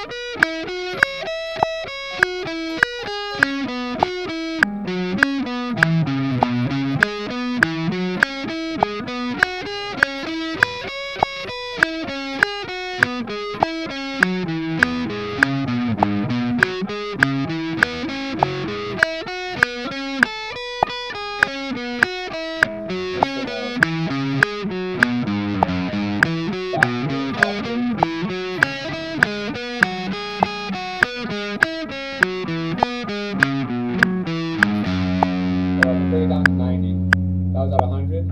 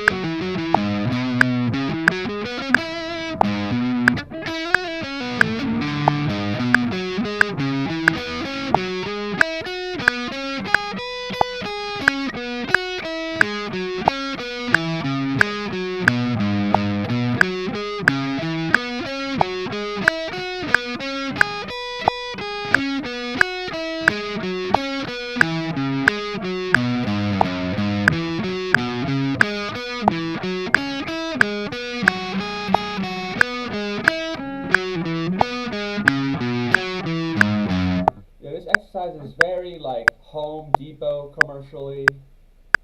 It's very like Viagra commercial. Like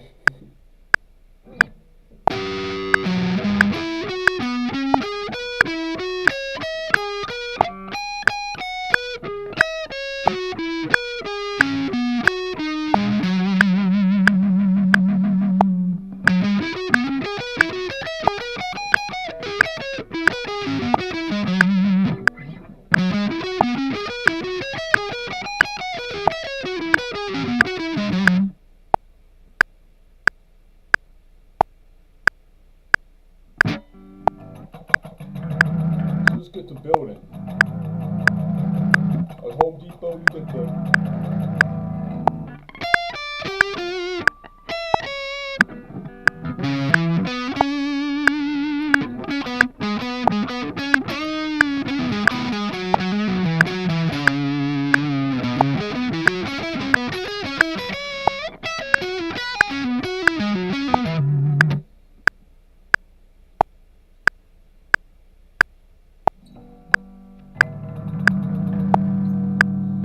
So I like that one because it practices 3 different things.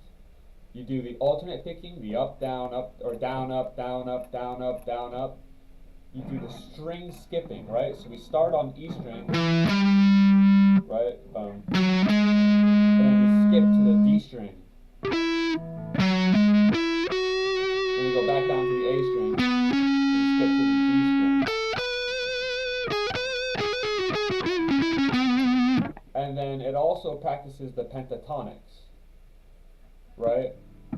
So we get some scale practice in. The I don't want to call them generic, but like the regular pentatonics.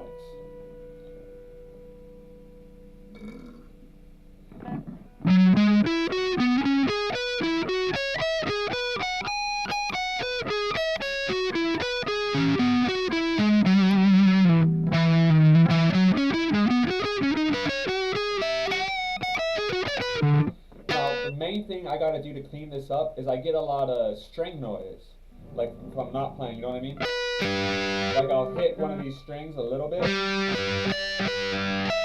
one of the strings I'm not playing, and it'll ring out, and that's really bad. So we gotta, I'm gonna slow it way down. I'm gonna bring it down to 70, and we're just gonna focus on playing nice and clean.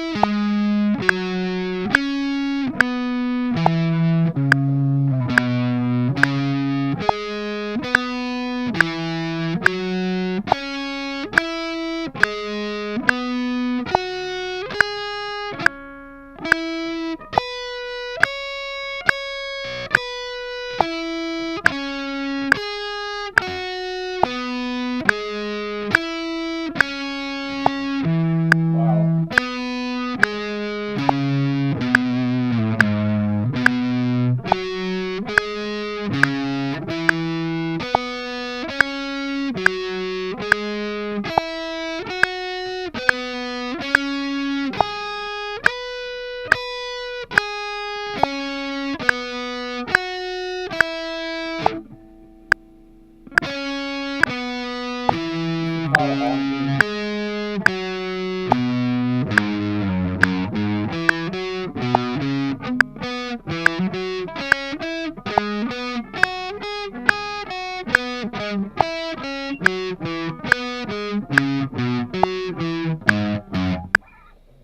So what was that weird picking exercise where it was like you don't even bring out any notes? It was all about like the string skipping, where it was like.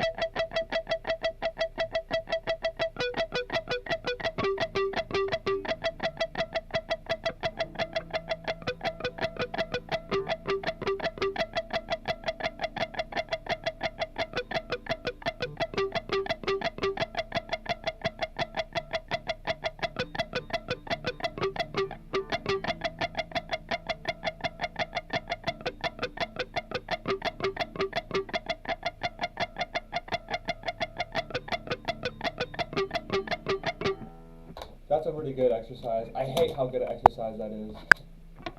Let's do that 70.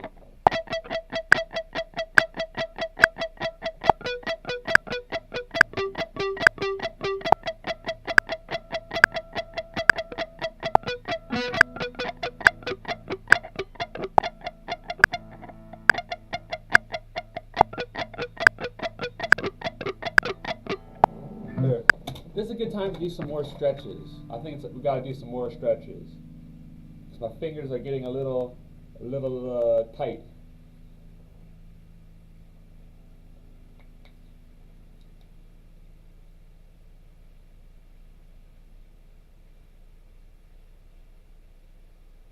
So let's first get some blood flowing in there, or I don't know. Let's just probably already got some blood flowing in there, but let's just do that step because fuck it.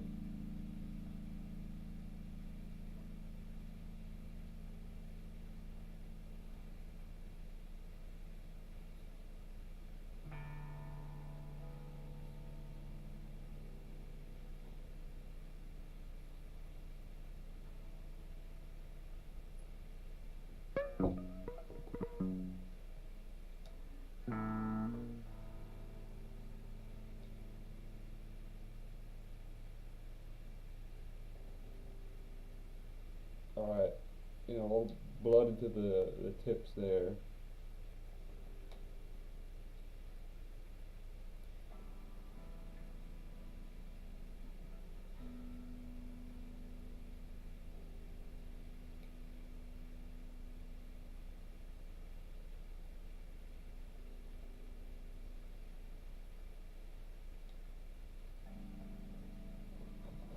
Oh.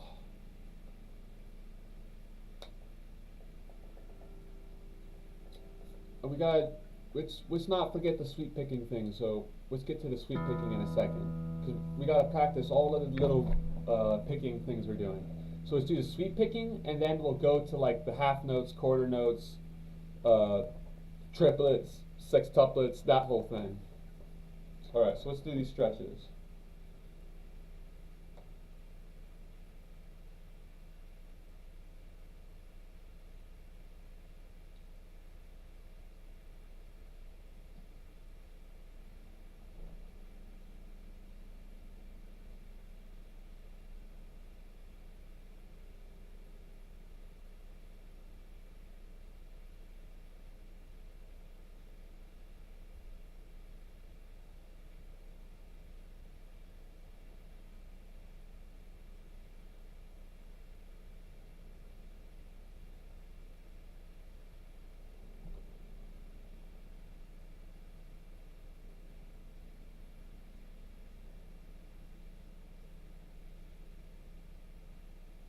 Oh man, there you go.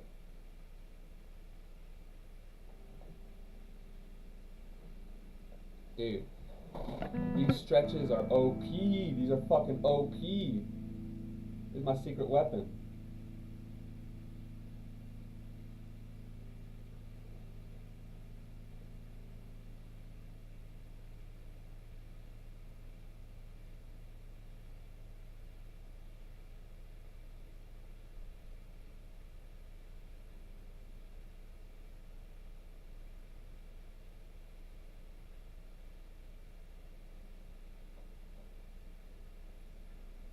Holy shit, man. That feels so much better.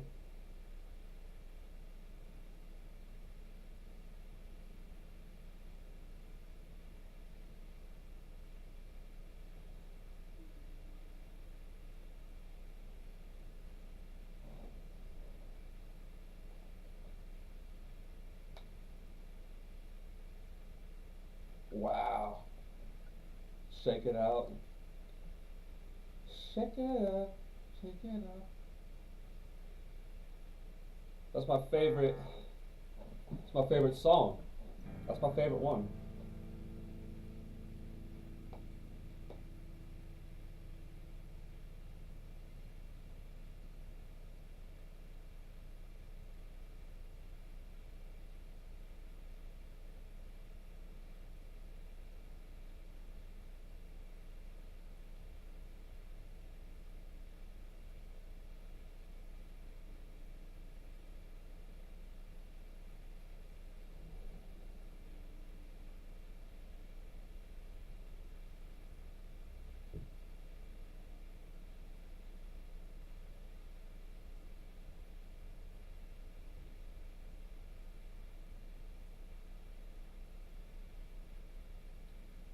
Oh, just hold it there.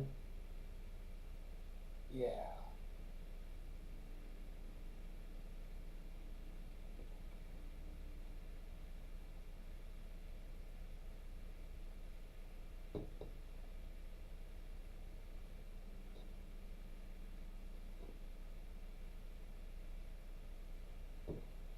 Dude. That's crazy.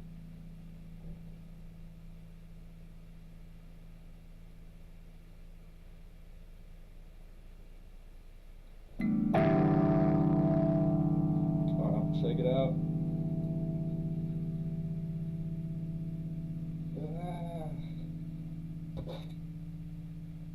That's so awesome. And now it's all gone.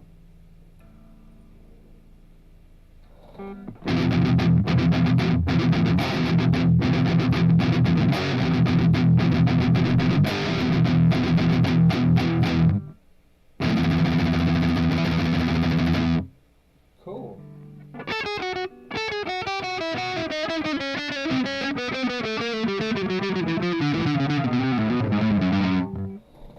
Okay. So what do we want to do? We want to do sweep picking. I'm just not that jazzed about sweep picking, I'll be honest. I would be cool to have it down. It's not fun at all to practice. It's not even that it's not fun, it just doesn't feel like I'm making any progress.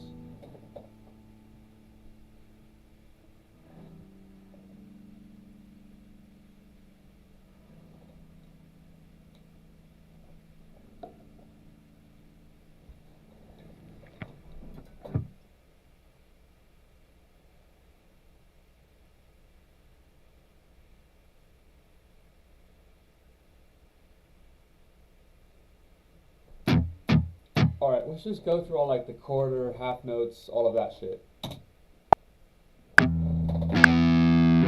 whole notes. We're playing at 70 BPM.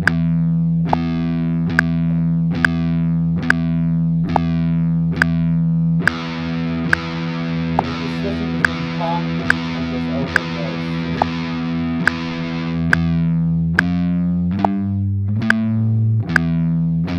Play this Phrygian scale.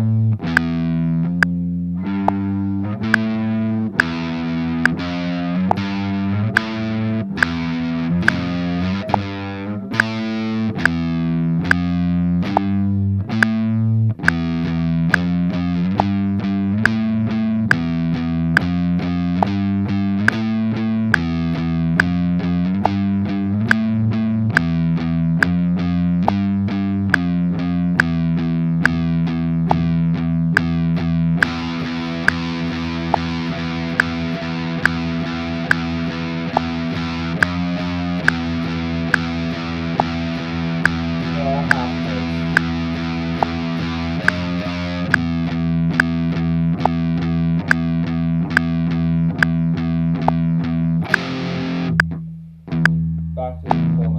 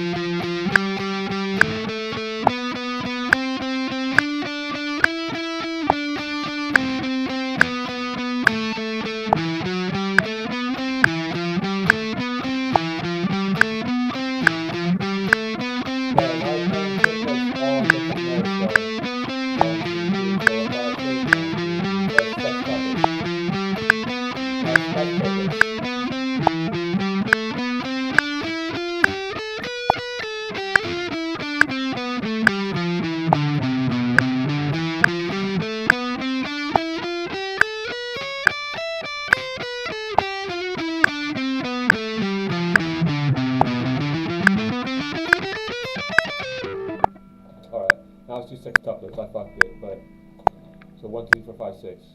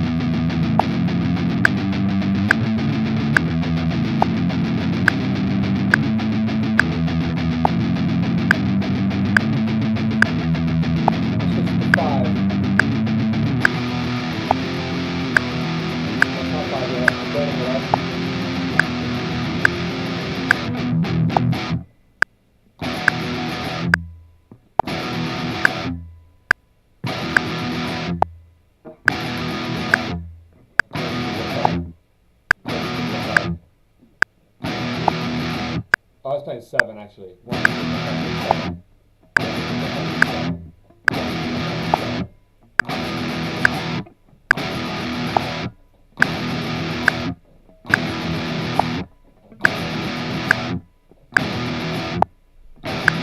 That's 5.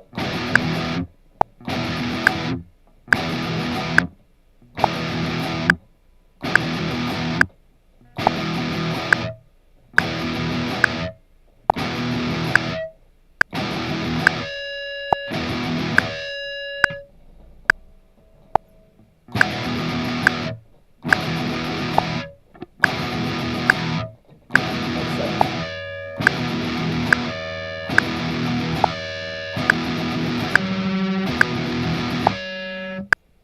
That's pretty cool.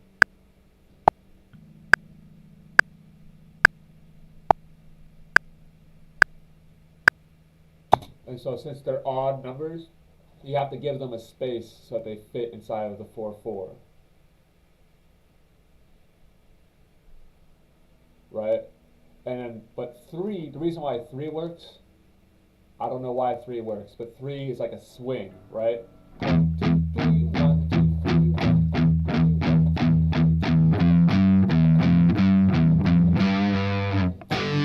That doesn't make sense to me, but it works for some reason. This 3 works.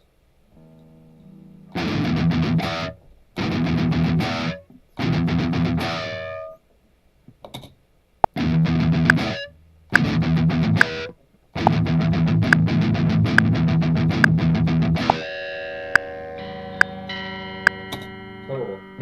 So that was some rhythm exercises there.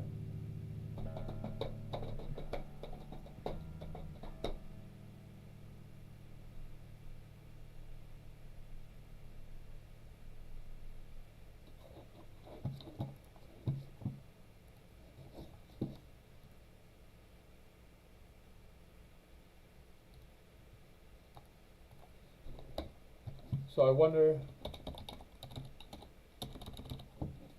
intermediate rhythm guitar exercise. Improve your intermediate rhythm guitar exercise. Improve your timing now. These fucking Swiss, am I right? These fucking Swiss. Like an anime that's like what? What's up, YouTube community? What's up, YouTube community? And here. Today we will dive into the very interesting topic of rhythm guitar playing once again, and I will show you some exercises that will really tighten up your riffs and chord patterns. Playing super tight to a click live and obviously in the studio is a big part of my job, and some of... See, Bernth, this is what people don't realize. Bernth has the largest guitar community in the world.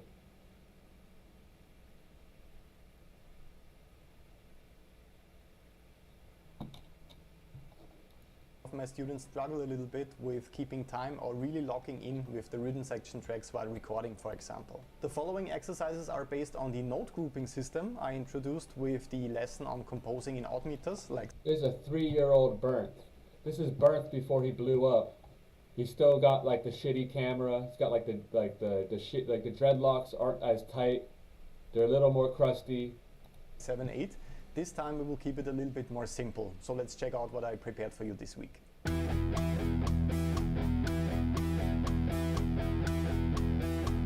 Oh, that's a good exercise. That's gonna be fucking obnoxious though.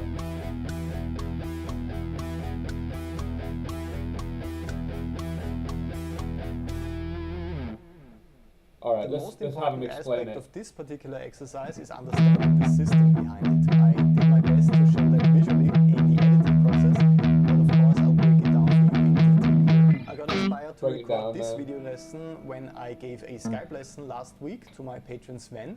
There we worked on this together, and I remembered that this is an exercise that helped me quite a lot a couple of years back. By the way, I still have room for 2 monthly Skype students on patreon.com/Bernd at the moment, so head over there if you want to work with me on any of those topics that we discuss on YouTube or on Instagram. When I'm talking about note grouping, I'm essentially breaking down a note value of my choosing into small groups of, for example, 2, 3 or 4 and so on. For this exercise I choose to work with eighth notes because it's the most basic approach, but you still get some pretty interesting results with Okay, it. so 2 3 3 3 2 3 3 3 2.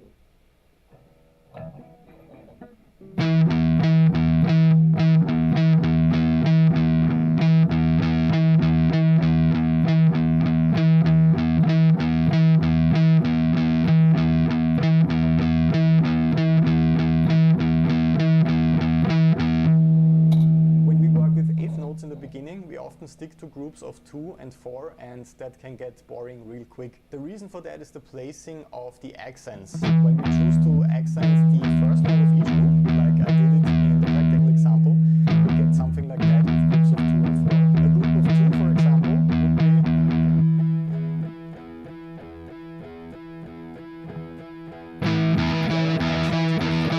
of the group,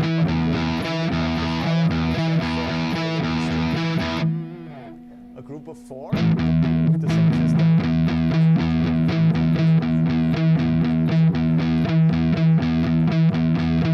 And so on. So as you might hear or expect already by looking at this basic example, all of Aha! I see exactly what's going on here. So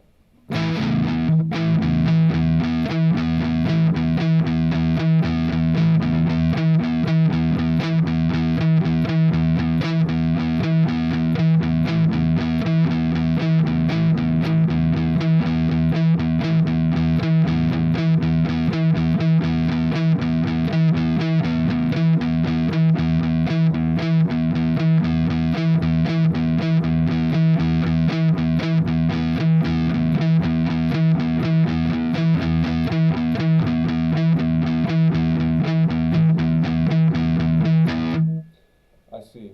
So it's a grouping of 2 and then groupings of 3. Right? So this is grouping of 2. Grouping of 3 is, and then it goes 2 3 3 3 2 3 3 3 2. So it goes.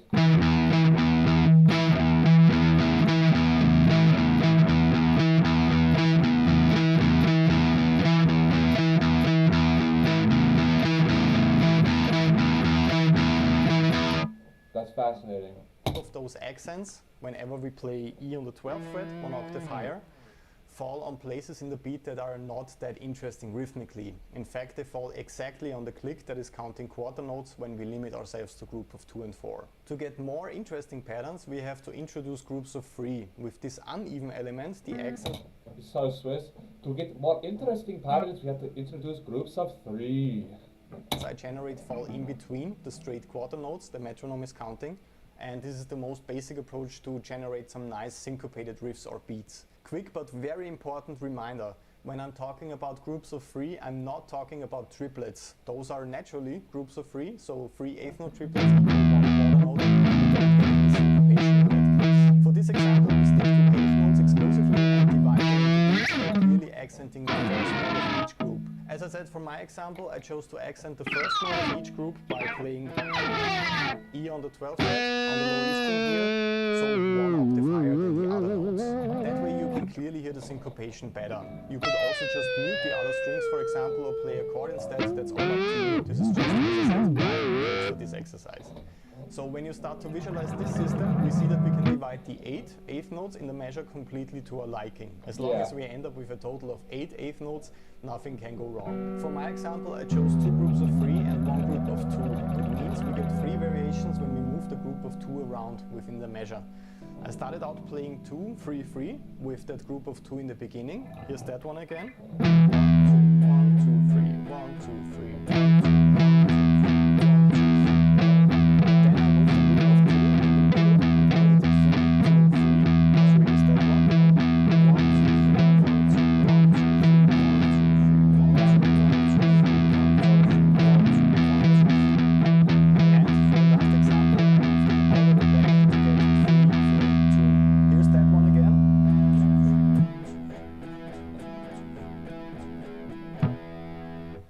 I'm always playing continuous down and up strings.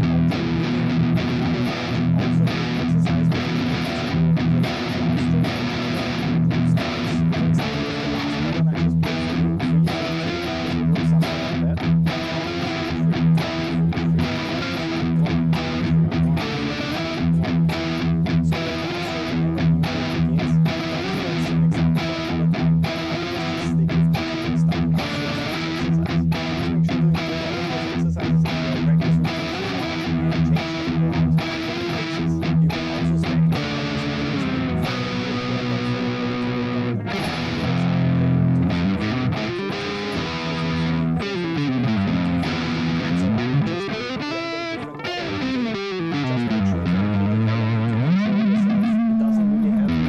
when you end up making a mistake and play the whole sequence wrong. In my case, I programmed a MIDI drum kit, for example, to count quarter notes with the bass drum, but it also plays the patterns with the hi-hat. Open hi-hat for every accent or beginning of a new group and closed hi-hat for the other notes.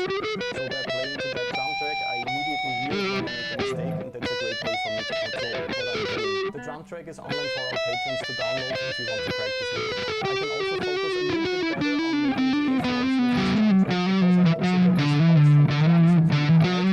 When you only work with a metronome, you usually want it to count only quarter notes. But it also works really great. You get some great results by just practicing with a metronome, so you absolutely don't have to do all of this extra work. It's just a suggestion. In the end of the exercise, I will also do something quite interesting. The next step would be extending a syncopation over a couple of measures. With the first examples, we only focus on one measure each time. So as soon as we extend it over more measures, it gets really crazy, and there are tons of great possibilities for polyrhythmic odd-meter style grooves that are actually composed in 4/4. But we only scratch the surface here by repeating the group of 3 until an accent lands on the first quarter note the metronome is counting in the background. In other words, it takes 3 measures for this sequence to start over and over again, so that's also a really great exercise. I definitely recommend separating this exercise from the one in the beginning when you start out. Let's do that one again so you can even see what I mean.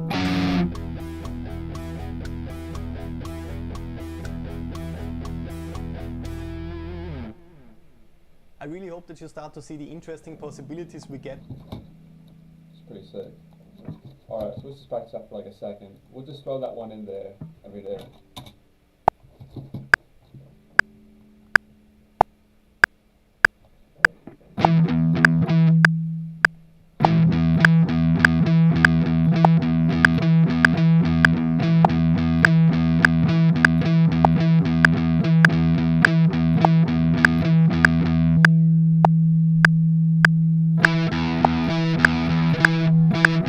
So it's 2 3 3 3 2 3 3 3 2.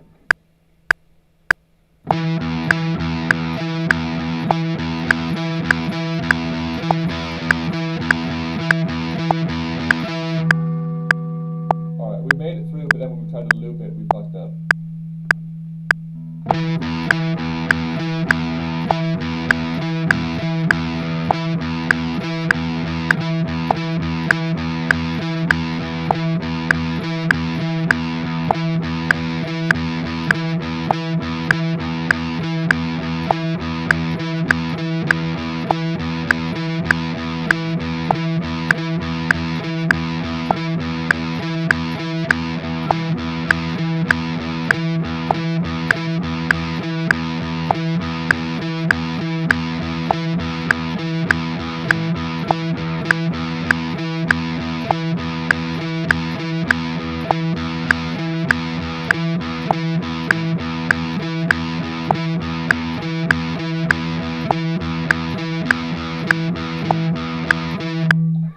that's so interesting how that works. That's very interesting. I wouldn't even think of breaking shit down in that sort of way. But that makes total sense how people get those really odd rhythms, right?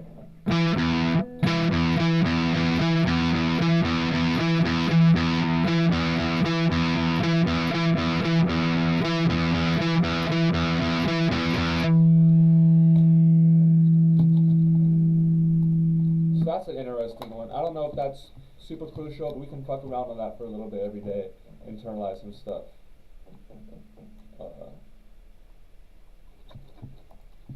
What else do we want to do? We'll be busy at 1:30 or 1 or something like that. Best 15-minute play-along guitar warm-up. Picking exercises, fingers training, string skipping, rhythm. Hang on. How do you have 2 different videos called best 15-minute workout? This one's a warm-up. This is a workout. Alright, we'll see what the warm-up is like, and then we'll go to the workout. Today we're gonna practice together again. You can Alternate picking warm-up.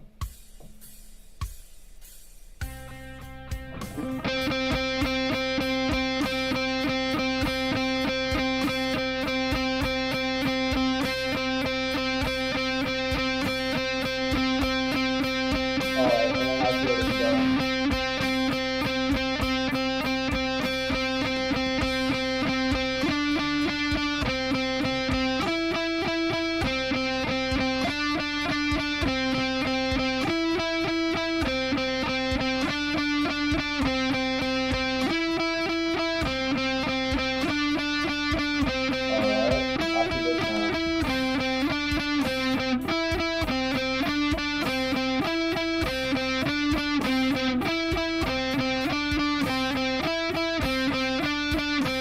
Yeah, I would try to do it below us, but it's still kind of cool. And then next one is the string skipping, right? It's gonna go to this thing.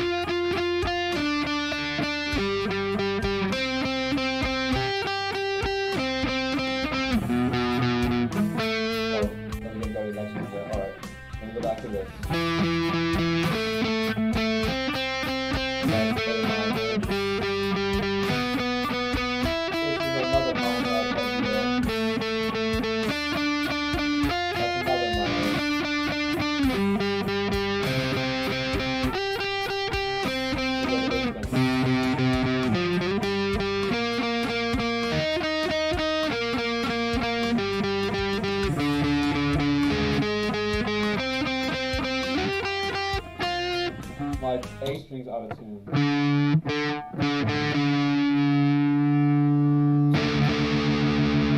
So now it's 4 strings of string switching. I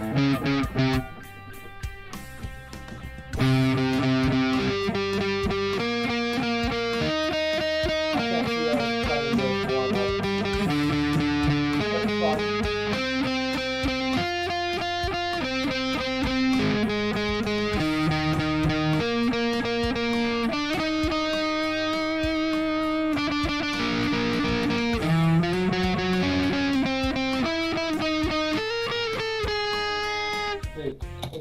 that's so annoying. He like hides the rest of it, and then once it hits the end of the measure, then he show you where you're going. All right.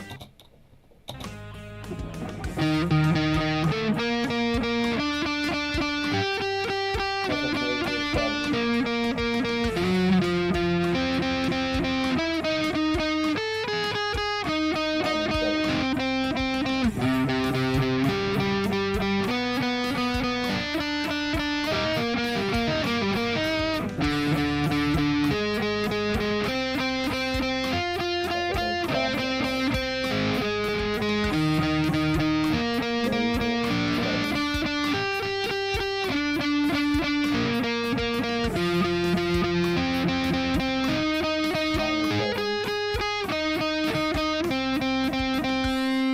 Alright, now we do chromatic workouts. Okay.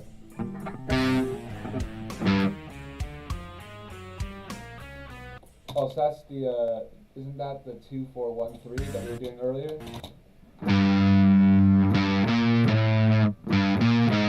No, that's 1, 4, 2, 1, 4, 2, 3. I'll write that one down. 1, 4, 2, 3 for the spider walk.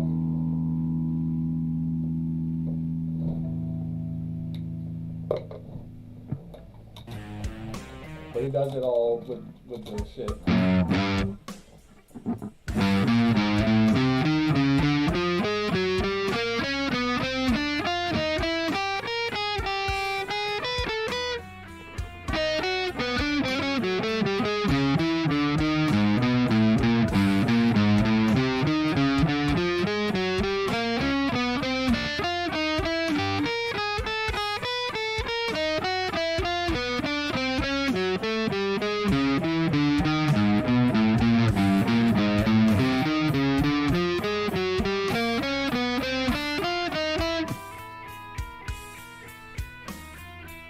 Now he does the regular spider walk.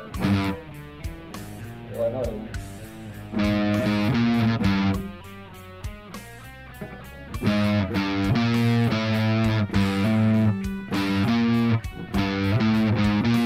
That one's 1, 3, 2. So that one's 1, 3, 2, 4.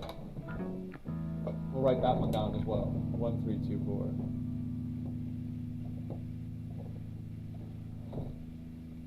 More and more spider walk variations. If I didn't have enough.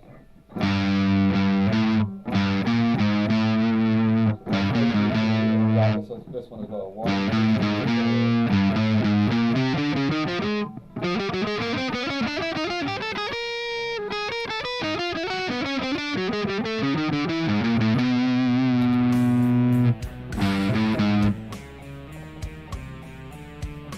Or this fuck again. This is not spider walk. This is but it's still chromaticism. I don't know what it is.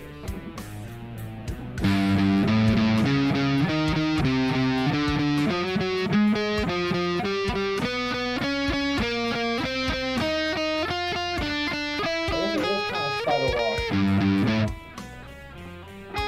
Alright, like this shit.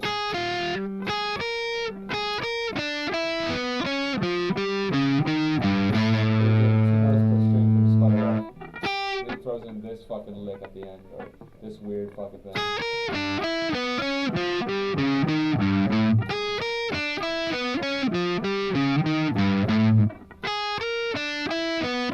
Oh, that's good there. That's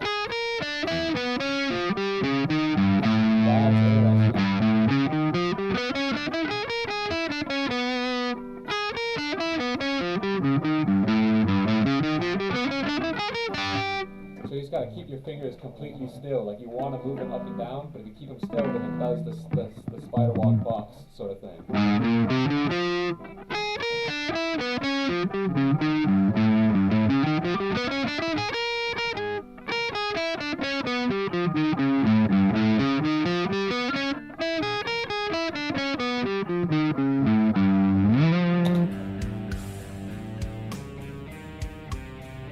So yeah, he does that whole thing. All right.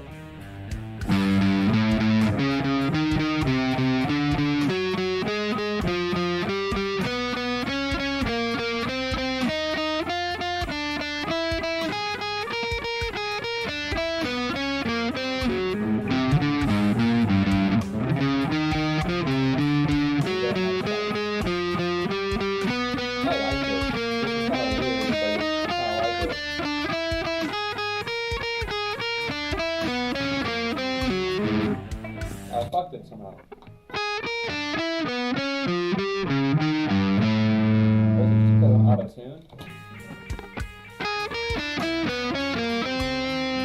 Oh, I accidentally went like this. That's not right.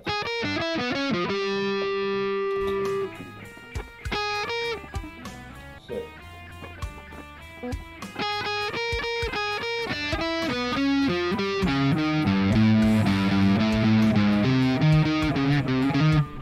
Alright, there's right.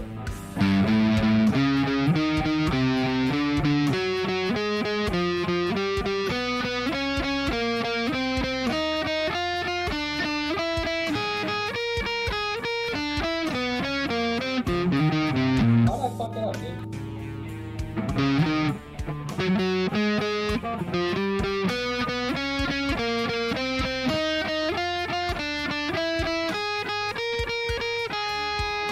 Fuck it.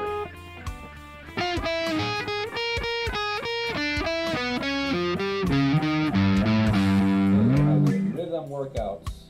Alright, what's this like? I like that. Alright.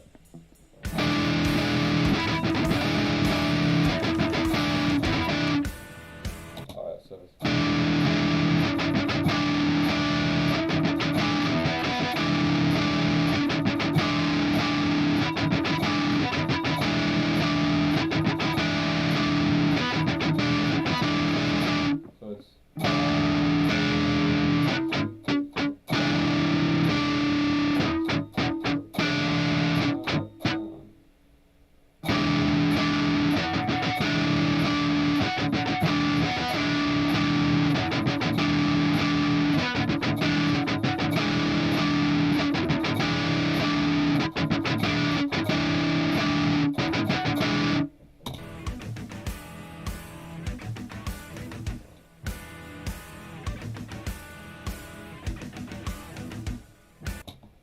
okay.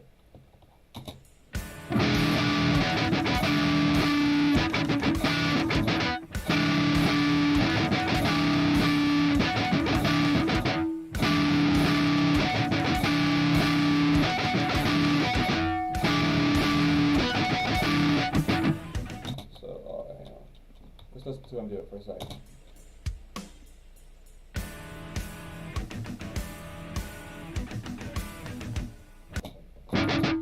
The hard part is the 3 at the end. It's because it's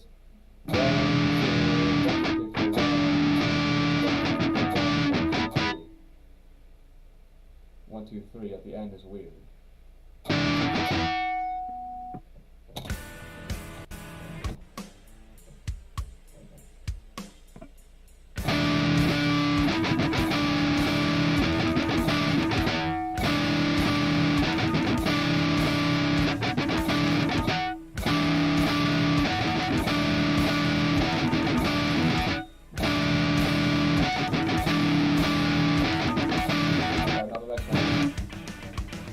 Oh shit.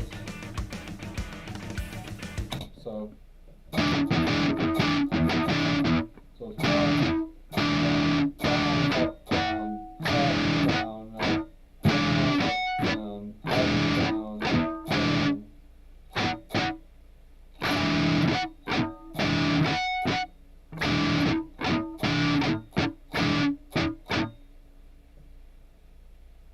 That is complicated now.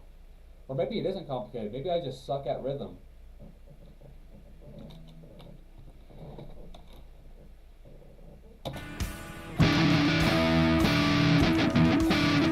Alright. Alright.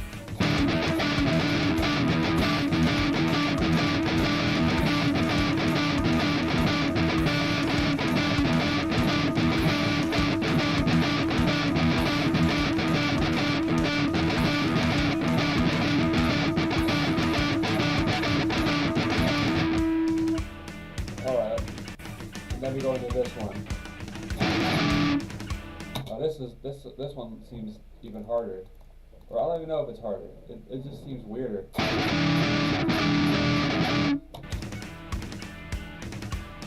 That one actually seems a little easier, but it's weirder.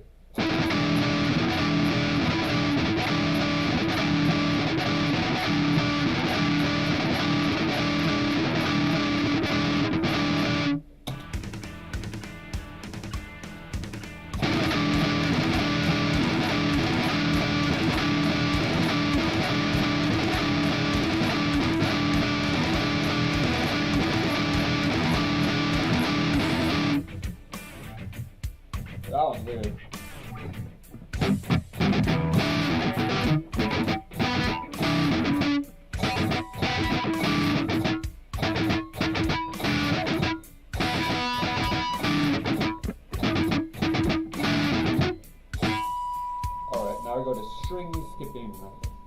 I want more of those rhythm exercises.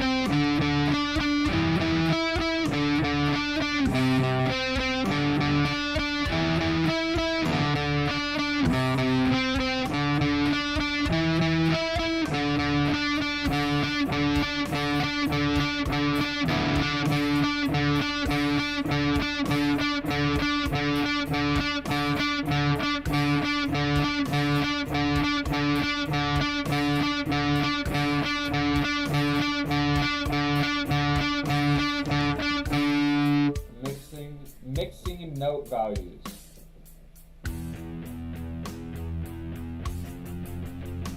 Alright.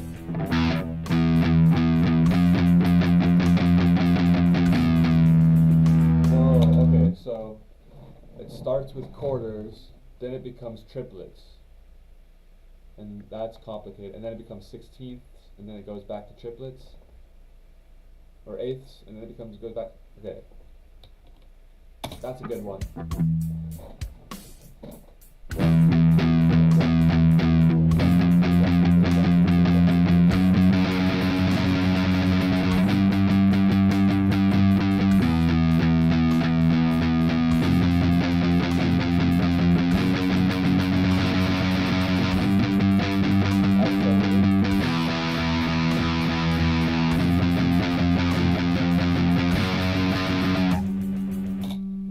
Switch to the eighths is what throws me off. That's fucking weird.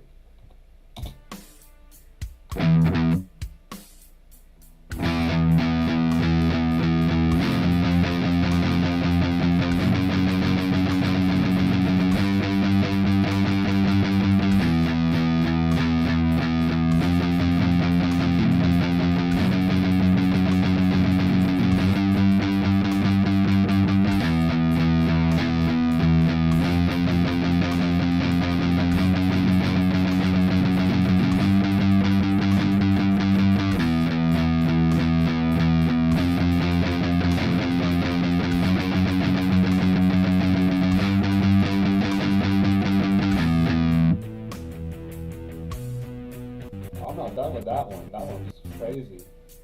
You're gonna step it up from there?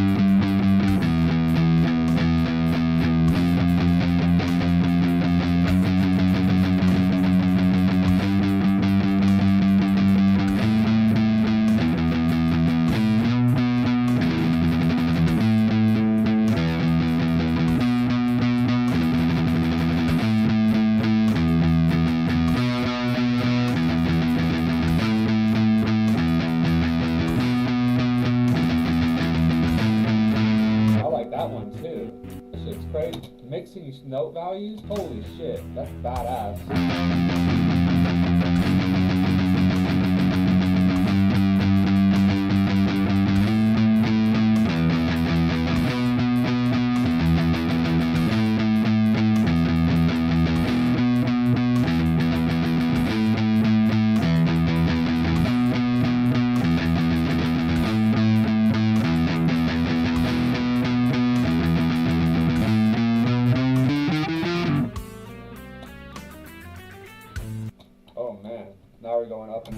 Madison.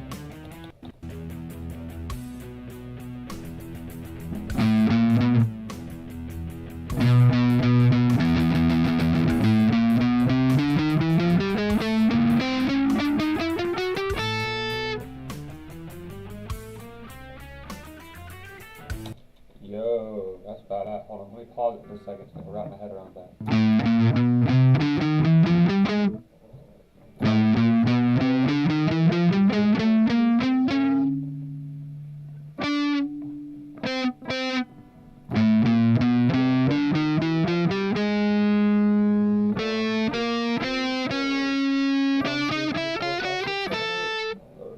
Then it goes into eighths.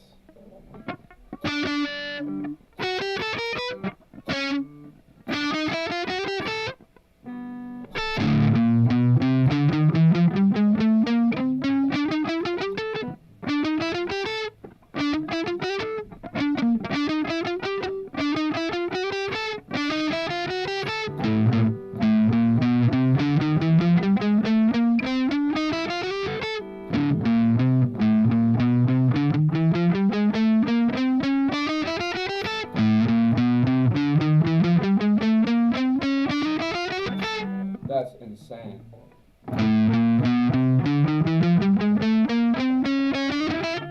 And it makes so much sense. You're breaking it down so it's like, it's 4 quarter notes to triplets, back to quarter notes to eighth notes. But like, if I had heard something like that before, I would have just tried to copy it by ear. Like, okay, it speeds up and it slows down. But it makes perfect sense. It's such a systematized way of doing it.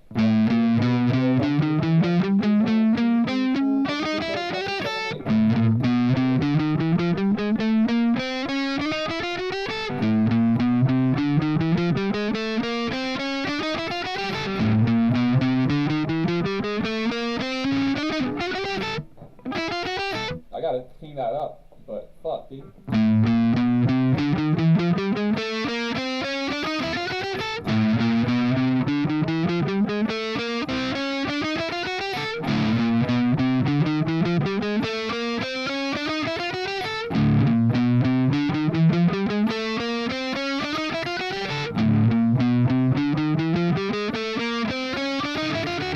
So that's like rooted in the spider walk chromaticism. But the rhythm of that is insane. Like that's like so educational. That is a really good rhythm exercise.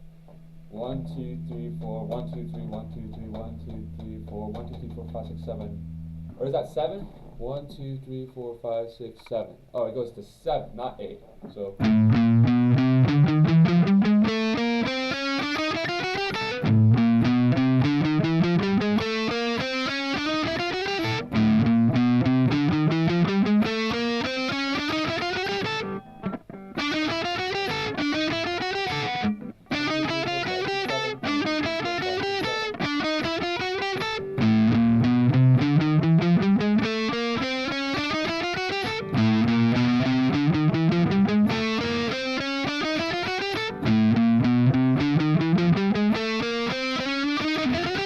Jesus. That's incredible. I'm impressed. And apparently that's a simple little warm-up for this dude, for Bernth. The metal god Bernth.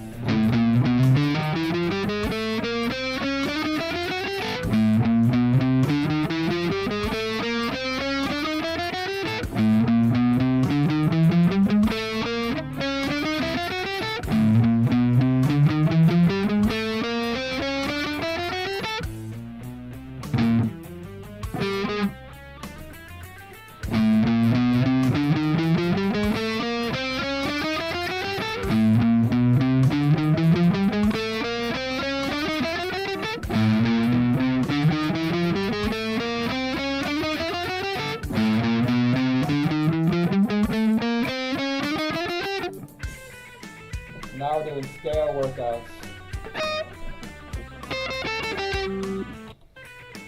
Alright.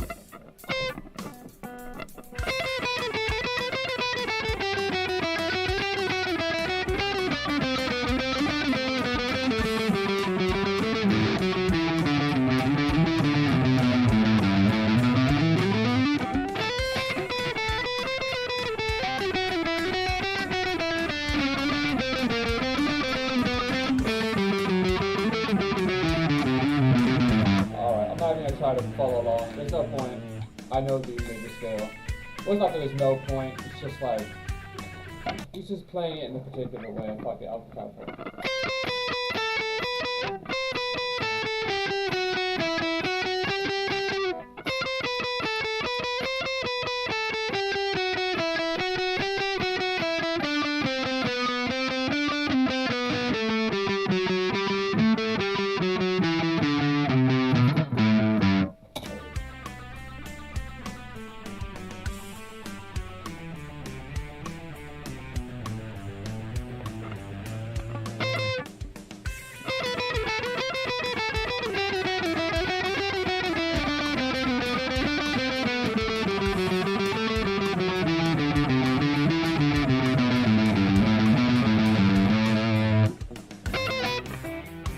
For this ascending triplets.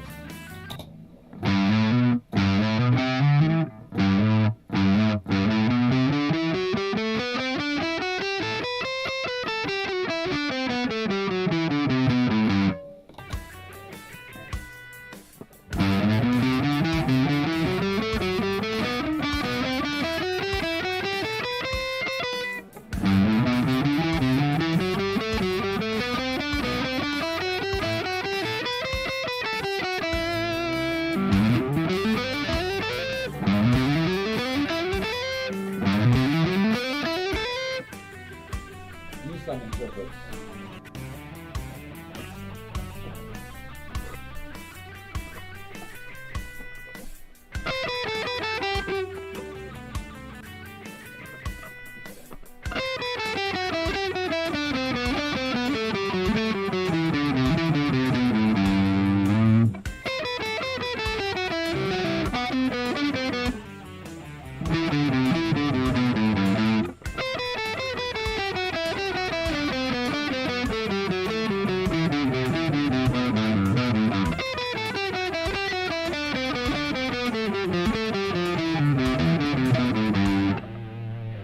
Yeah, I mean, I don't know if all of those are Congratulations. Those rhythm exercises were interesting, and in the mixing, mixing the note values and the rhythm workout. I'm gonna write that down so I can come back to that sort of idea in the future. Mixing note values.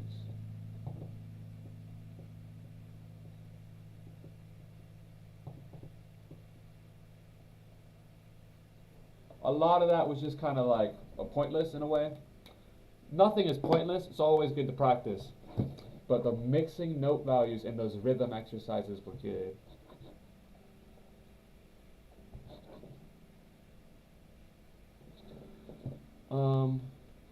Alright, 25, let's do another one of these. This is a 25-minute guitar Today we will technique practice together. workout. Alternate picking, sweep picking, legato, and tapping. That sounds sick. That's what we've been practicing. Alternate picking, sweep picking, legato, and tapping. We haven't been practicing tapping. You can already grab your guitar. Just give me one quick moment to explain what today's workout is about. We will practice alternate picking, sweep picking, legato, and tapping, and you will play together with me. I even added scrolling tabs at the bottom of the screen for you, and you can also download this entire workout video. So I think we'll do this 25-minute thing. Then we'll watch the Ayazi video, and then I gotta dip. I gotta do some shit. Let me You have check. the tabs and Let me guitar check when that profiles shit with is. full instrumentation to change the tempos and the exercise repetitions to your liking, and also a video and backing track without my guitar on patreon.com/Bernd. This Patreon community is for all the overachievers that want to make the fastest progress possible with their guitar skills. And one last thing before we start practicing, this workout is all about improving your technique. So make sure to keep your fretting hand fingers as close to the fretboard as possible and aim for a relaxed and effective picking motion. Also, don't forget to subscribe to this channel right now so that you don't miss the next workouts that I'm posting. Alright, big shout out to your boy Bernd Metal Guitar. This motherfucker is on another planet. Big old shout out to this motherfucker. Go and subscribe to him. Go like him. Go do everything. You probably know about Bernd. I don't need to do a big shout out for him. But big motherfucking shout out to Bernd. This will help you out a lot with reaching your maximum guitar potential as fast as possible. Alright, enough talk, let's shred.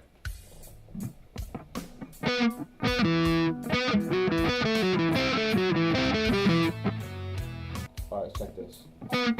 Alternate picking 2 notes per string.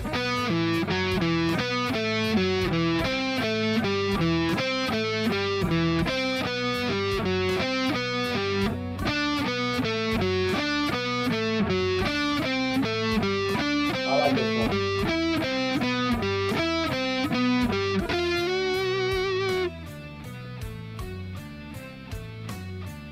We lost it, but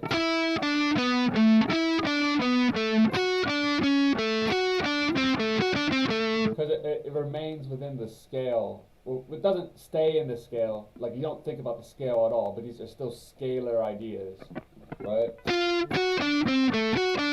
else you wouldn't be doing that, right?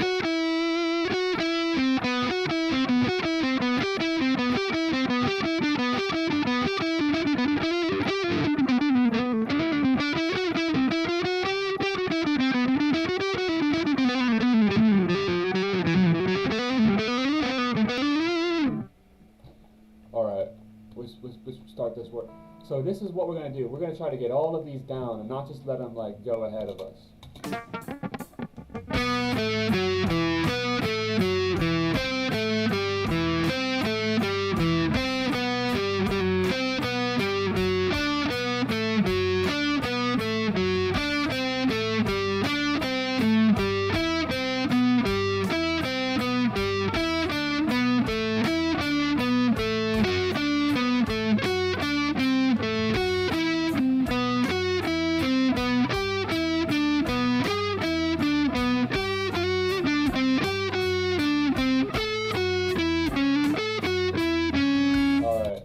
So it gets a little confused at the end there. So we go.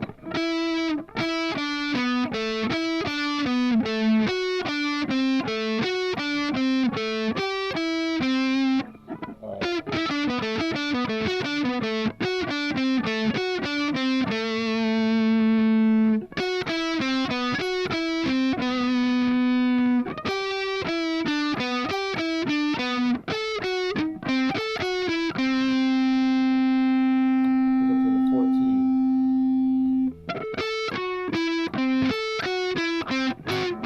This one part where it goes 10, 11, it makes it hard.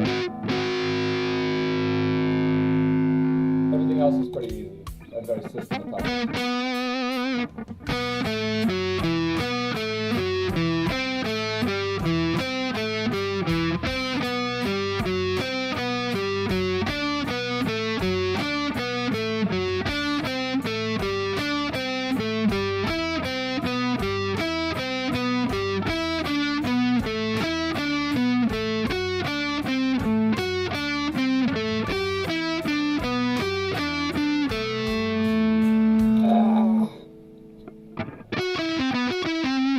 I'm gonna try doing it without looking at all. I'm not gonna play to a beat.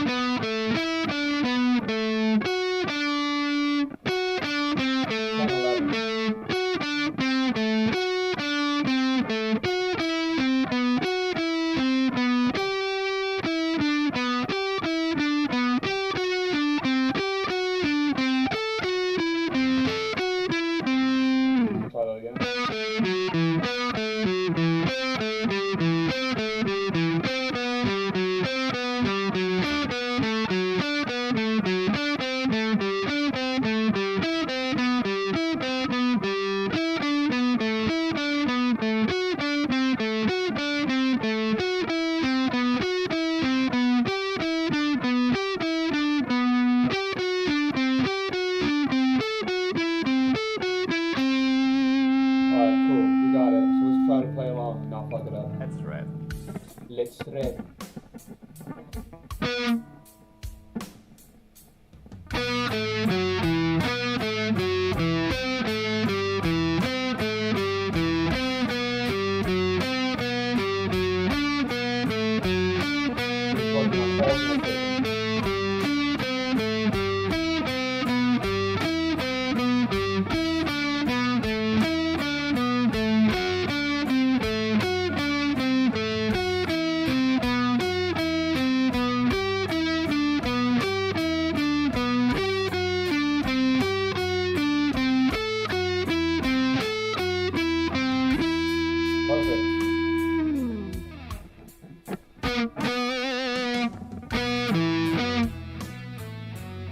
do it one more time. Okay.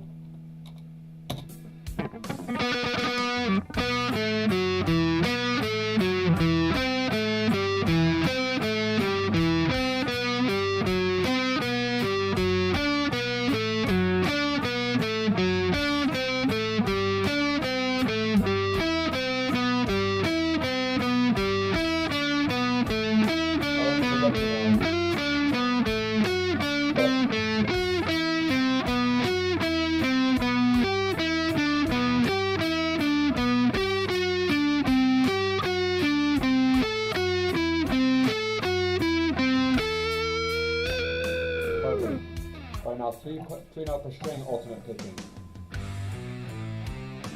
Oh, that's interesting. So that's in the major scale, but it goes like this. I'm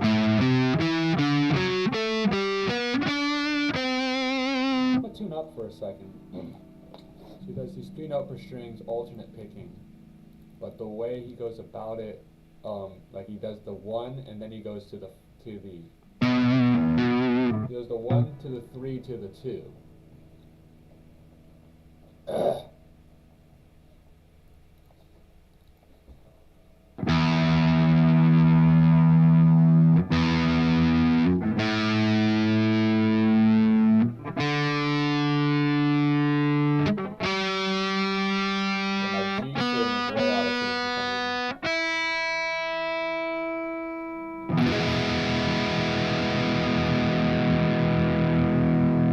So let's try going through this first without him, right?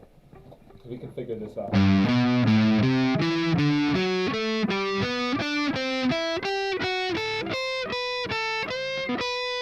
And how do you want us to descend? We just descend regularly.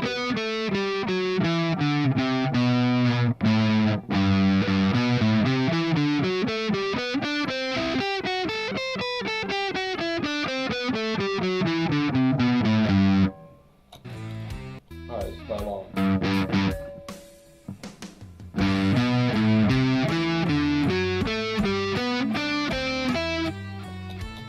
Oh, no. It's not always, so it goes 3, 7, 5, 3, 5, 7, 4, 7, 5, 4, 5, 7. So it's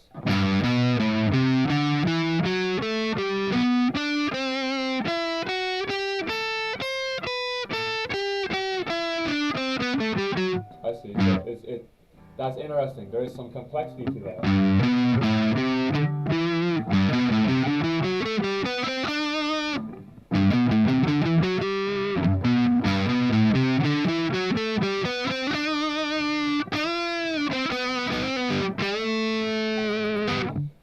That for some reason that gets me excited. I don't even know why.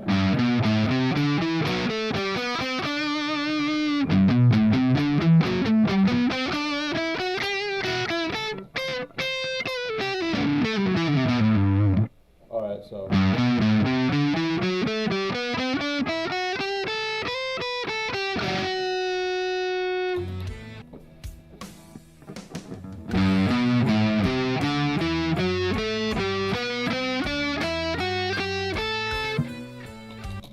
on. 3, 7, 5, 3, 5, 7, 4, 7, 5, 4, 5, 7.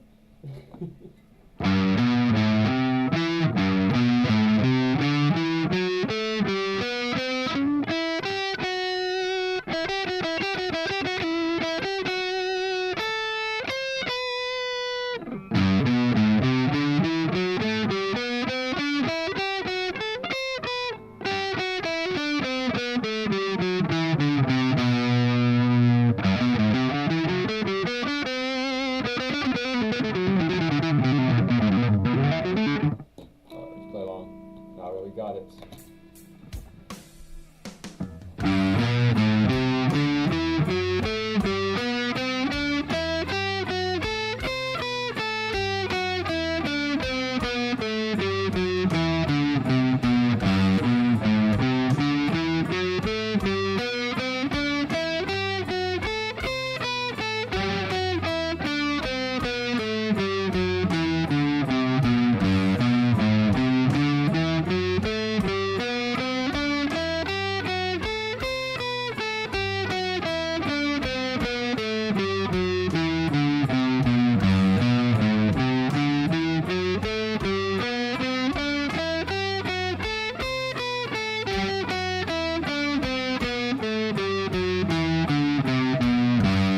This is all alternate picking exercises. So it's all about the up, down, up, down, up, down, up, down, up, down. And these are triplets, so the ups and the downs switch. Down, up, down, up, down, up, down, up, down, up, down, up, right?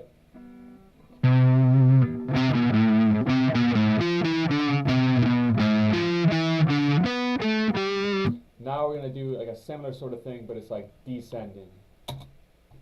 It's like it's ascending, but we're also descending.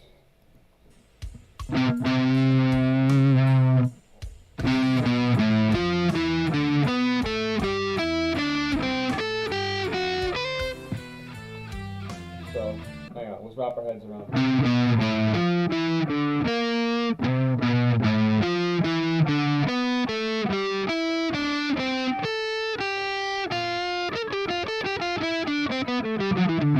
So this is in the minor scale.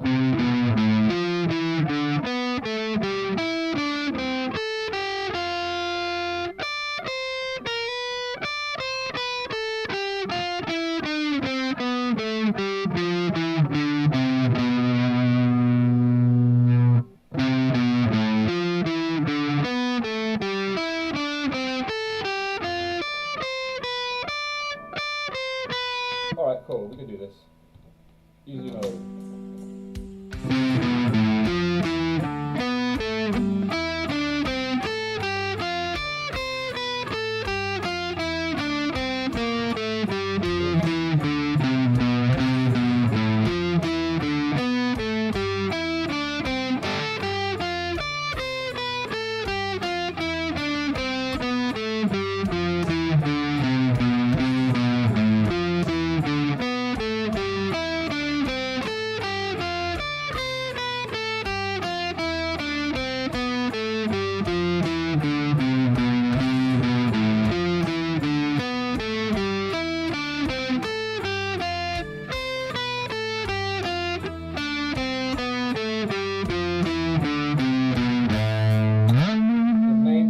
Alternate picking, the up downs and the up downs, right?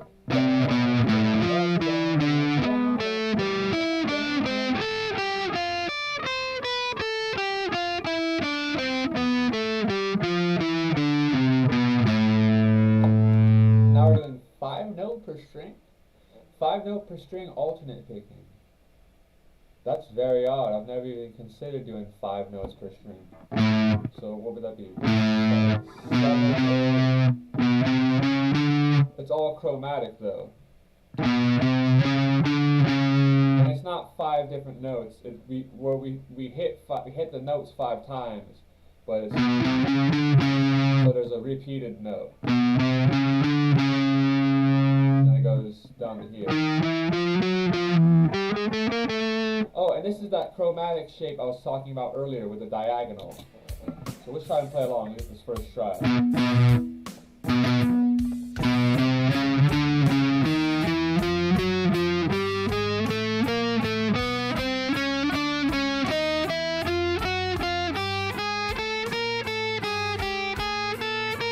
Alright, so he does something weird when it reaches the top, so yeah.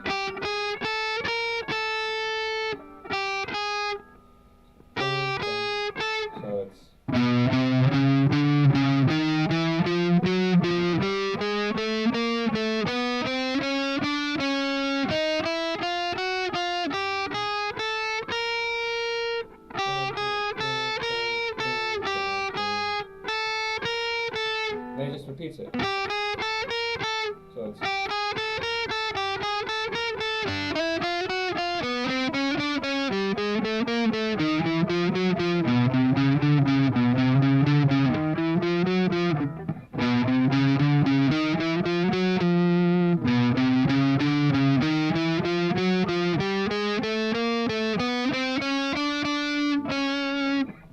alright.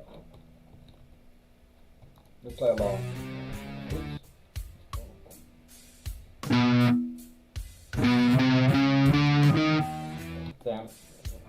Damn it. Oh, shucks. Here we go. Let's just fuck it up right now. We're just gonna totally fuck this shit up.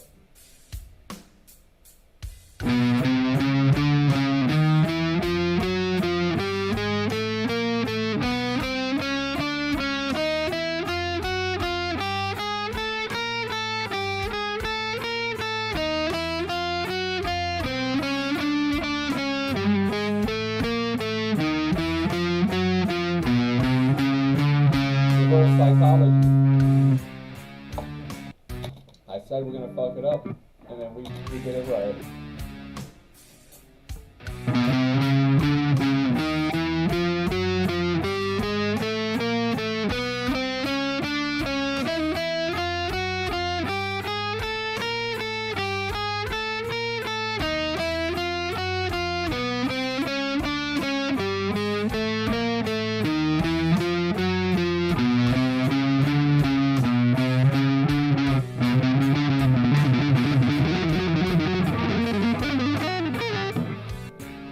This one's a little odd, but in terms of alternate picking, I could see how it's a pretty good exercise.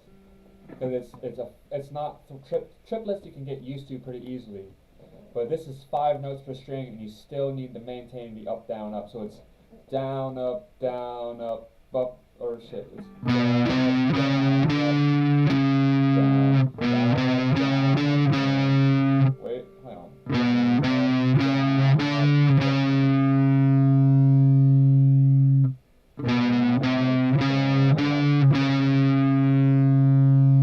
Am I crazy right now? Shouldn't it be up?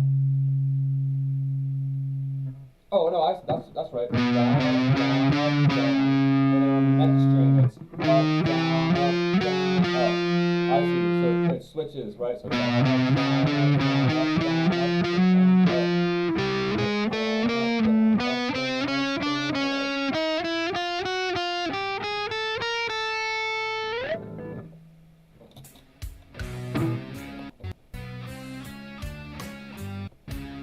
Alright, so let's go for it one more time.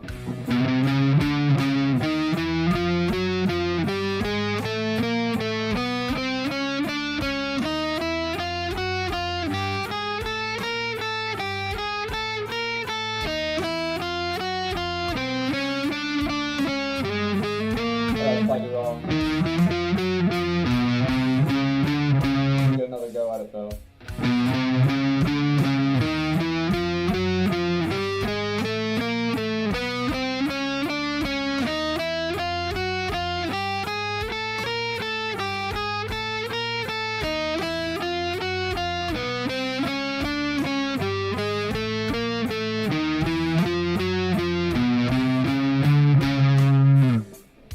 Alright, so now it's mixed pattern workout. What does that mean?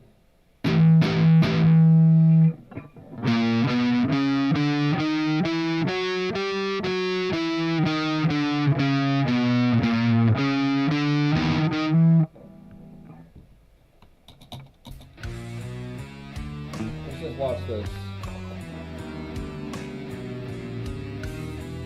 A lot of chromaticism going on. We could follow along with this. Alright. You ready for this? Oh, hang on.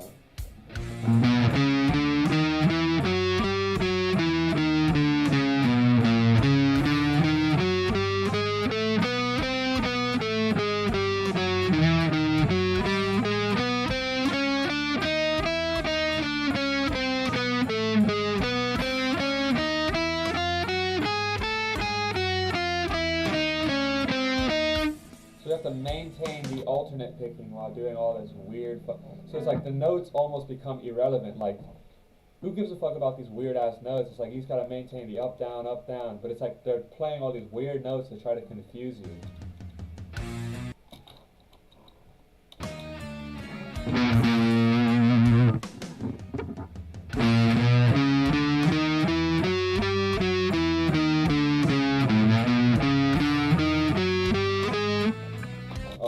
And then that 4, 6, 7.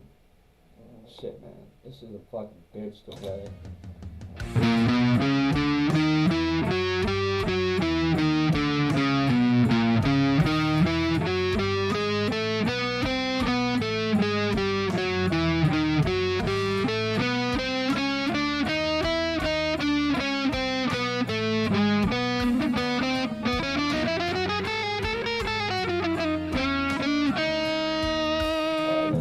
Shot at that.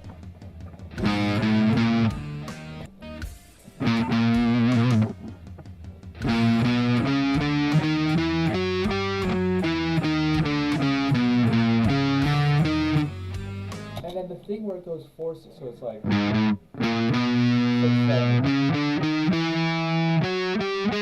So it's 2,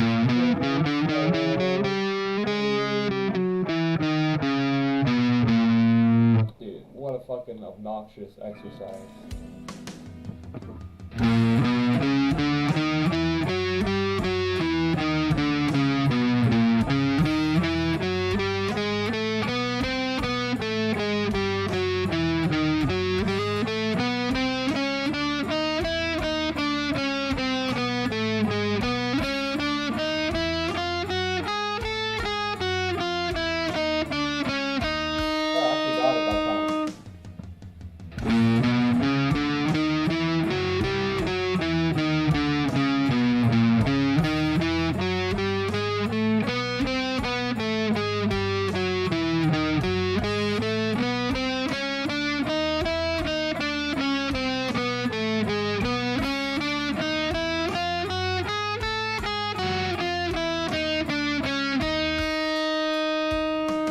Badass.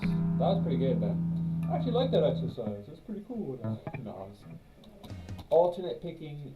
Okay, number 6. This is exercise 6. Alternate picking mixed pattern workout 2. This one looks like a fuck you exercise right here.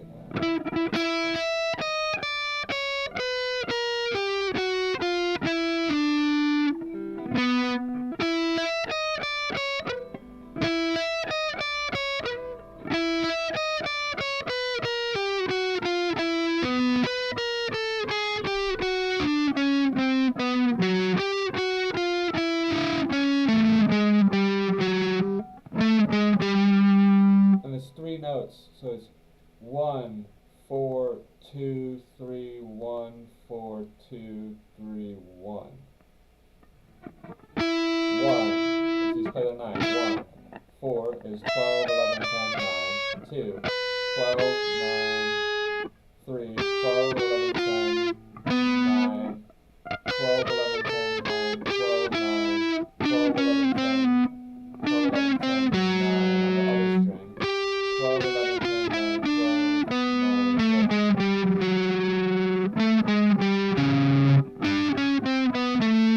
That is fucking retarded. We have to do alternate picking throughout the whole fucking thing.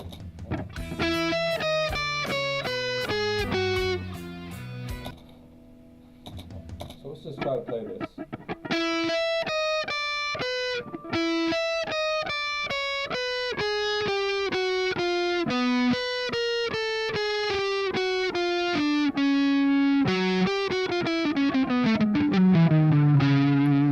Wow, that's annoying. Let's put it on slow-mo and try to see if we can just put it on half speed, or 7/5, and see if we can keep up.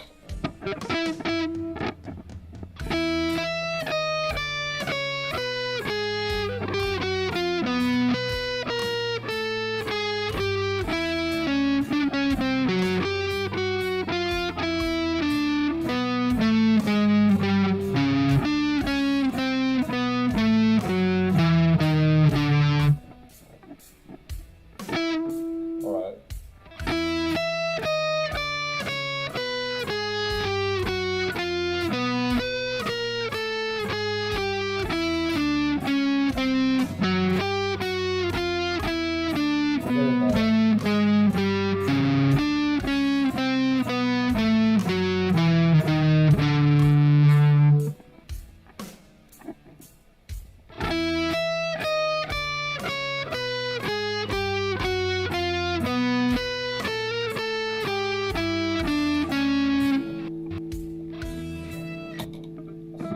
I kind of hate this exercise, but I kind of love it.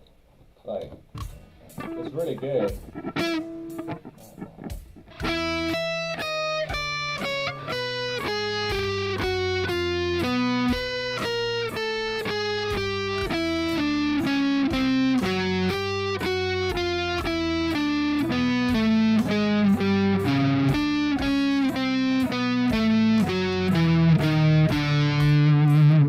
The fact that you have to do up, so it's down, up, down, up, down, down, up,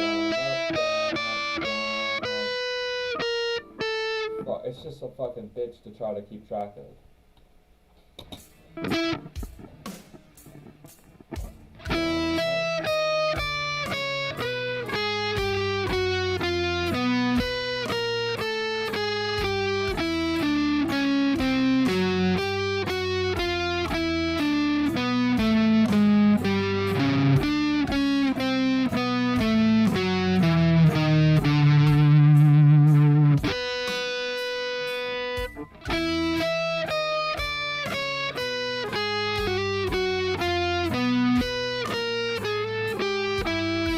Lost it. Caught it.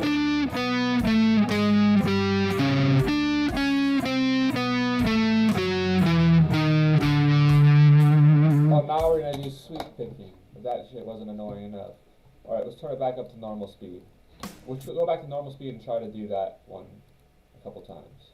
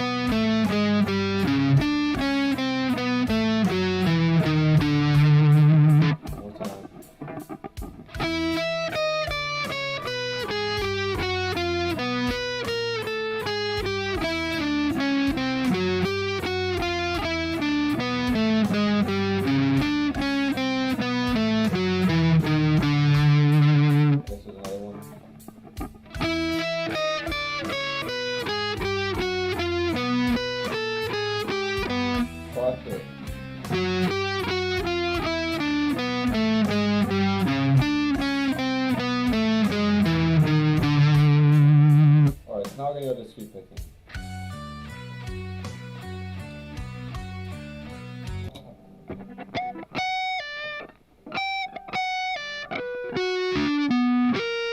I'm gonna pause it and figure out this sweep of it. It does it real slow.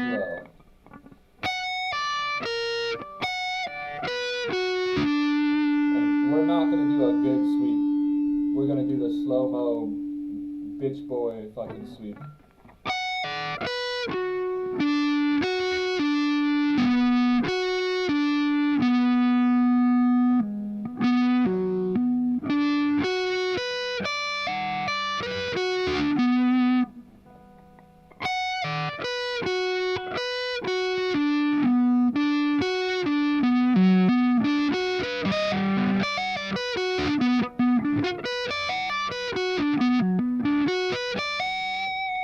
Saying earlier, this was the classic arpeggio shape.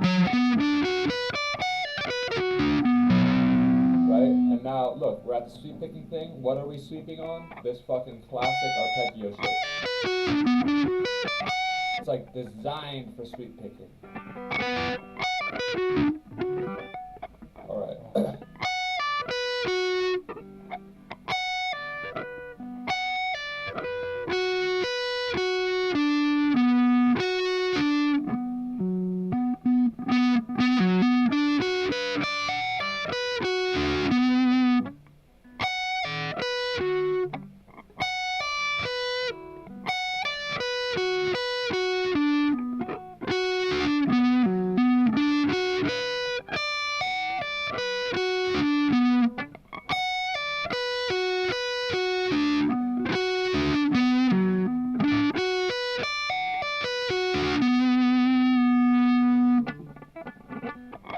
Here, I'm gonna put on a beat.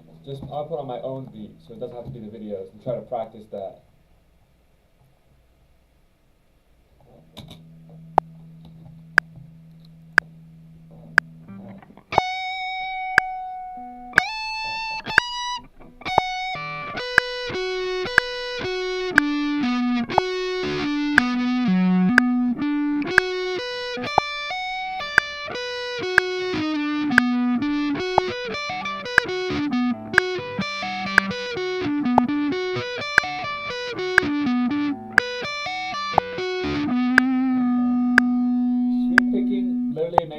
jump out of a window. I can't explain it. It's like, oh, I'm trying to sweep pick? No, I want to jump out a window instead. That shit sounds better.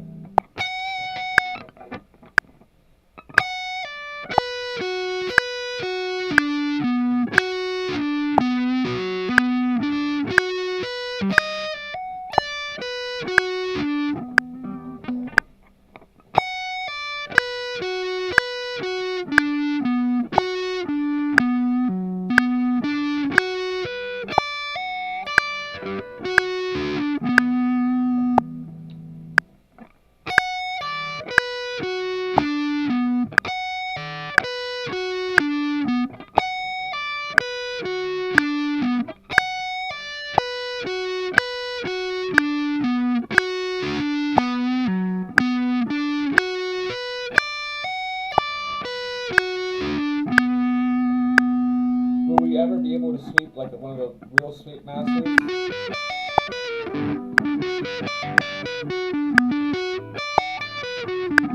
I feel like sweep picking, that's like a year-long goal. This time next year, I'm gonna be a real good sweep picker.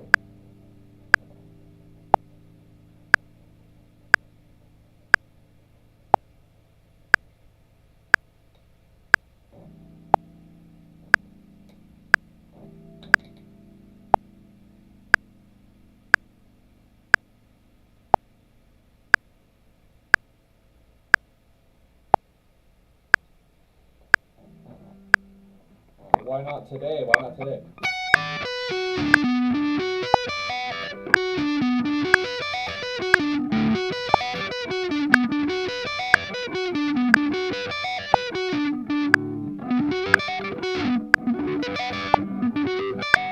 I think maybe the trick might be is to work on one direction at a time.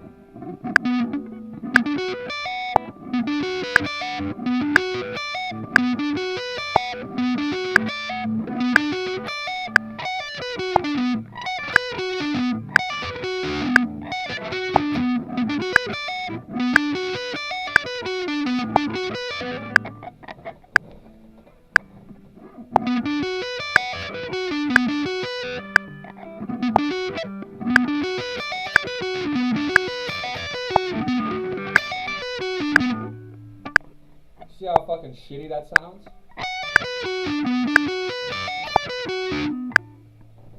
I gotta make that sound good instead. And I also gotta be faster, and I also gotta be able to... So this is what it is. This is the sweep picking story, as far as I understand. Sweep picking. You learn it until it's like, eventually you get good enough to just kind of do it in the same place. Then you get these people who play the arpeggio all the way down and think that counts as like, alright, good guitar playing because I learned sweep picking. But then it's like you gotta learn how to incorporate sweep picking into your actual playing. Right?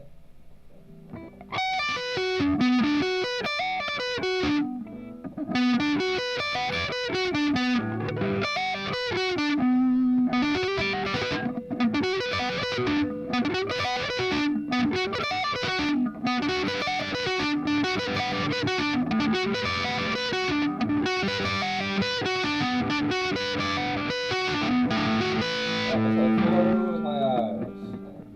Do or do not. There is no try.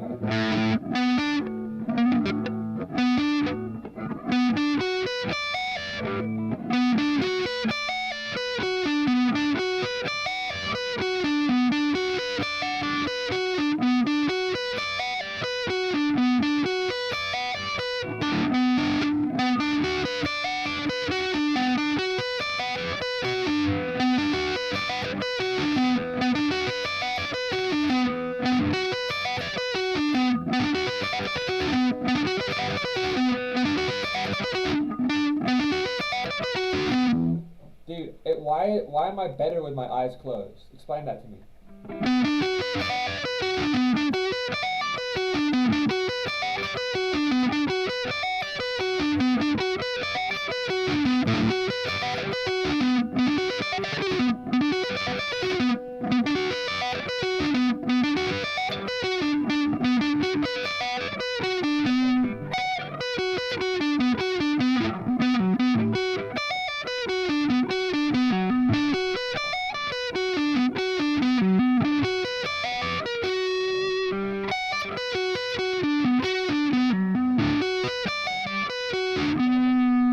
So this is what Bernd wants us to do. He wants us to go like this.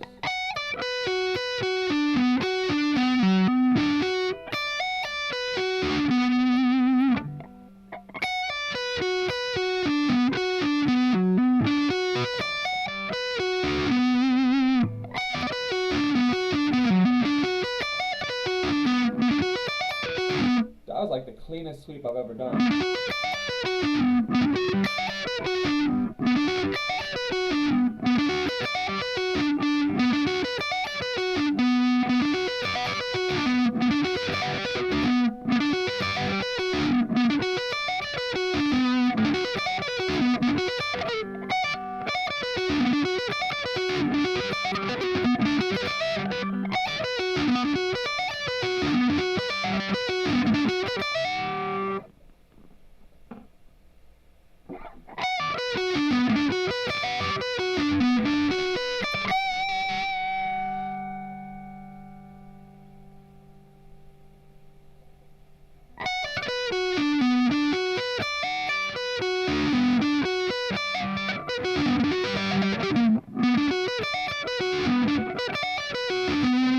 I think what we got to do in order to solidify sweep picking, and I'm going to have to call this quits soon because I'm busy at 1 o'clock. The solidified sweep picking is I got to find a song that has a really good sweep picking solo part. And then once we internalize this, like, all right, well, I know that solo, I know how it should sound. Then we can internalize how it would sound like in the context of music. And so we can keep working on sweep picking. So I think I might call it quits right now, because I gotta do something real quickly, real soon. But here's the deal. We practiced a lot of stuff. We did our stretches. We did our vertical triads. We did all sorts of spider walk variations: the 2-4-1, the 3-2-4-1, the 4-3-1-2, and we got the 1-4-2-3 and the 1-3-2-4 to add tomorrow. We worked on the hammer-ons and pull-offs. We did our arpeggios. We did our legato exercises. We did our string skipping exercises. We did our rhythm exercises where we did the whole notes, half notes, triplets, quarter notes, 5, 7, sextuplets, eighth notes, and we tried 16th notes. We did all sorts of we did a lot of different things today. Mixing note values. We're going to look into that in the future. Mixing note values, right? Right? So, we covered some ground today. This is a pretty solid practice. Let's see how much time we put in. Let's put it in hours.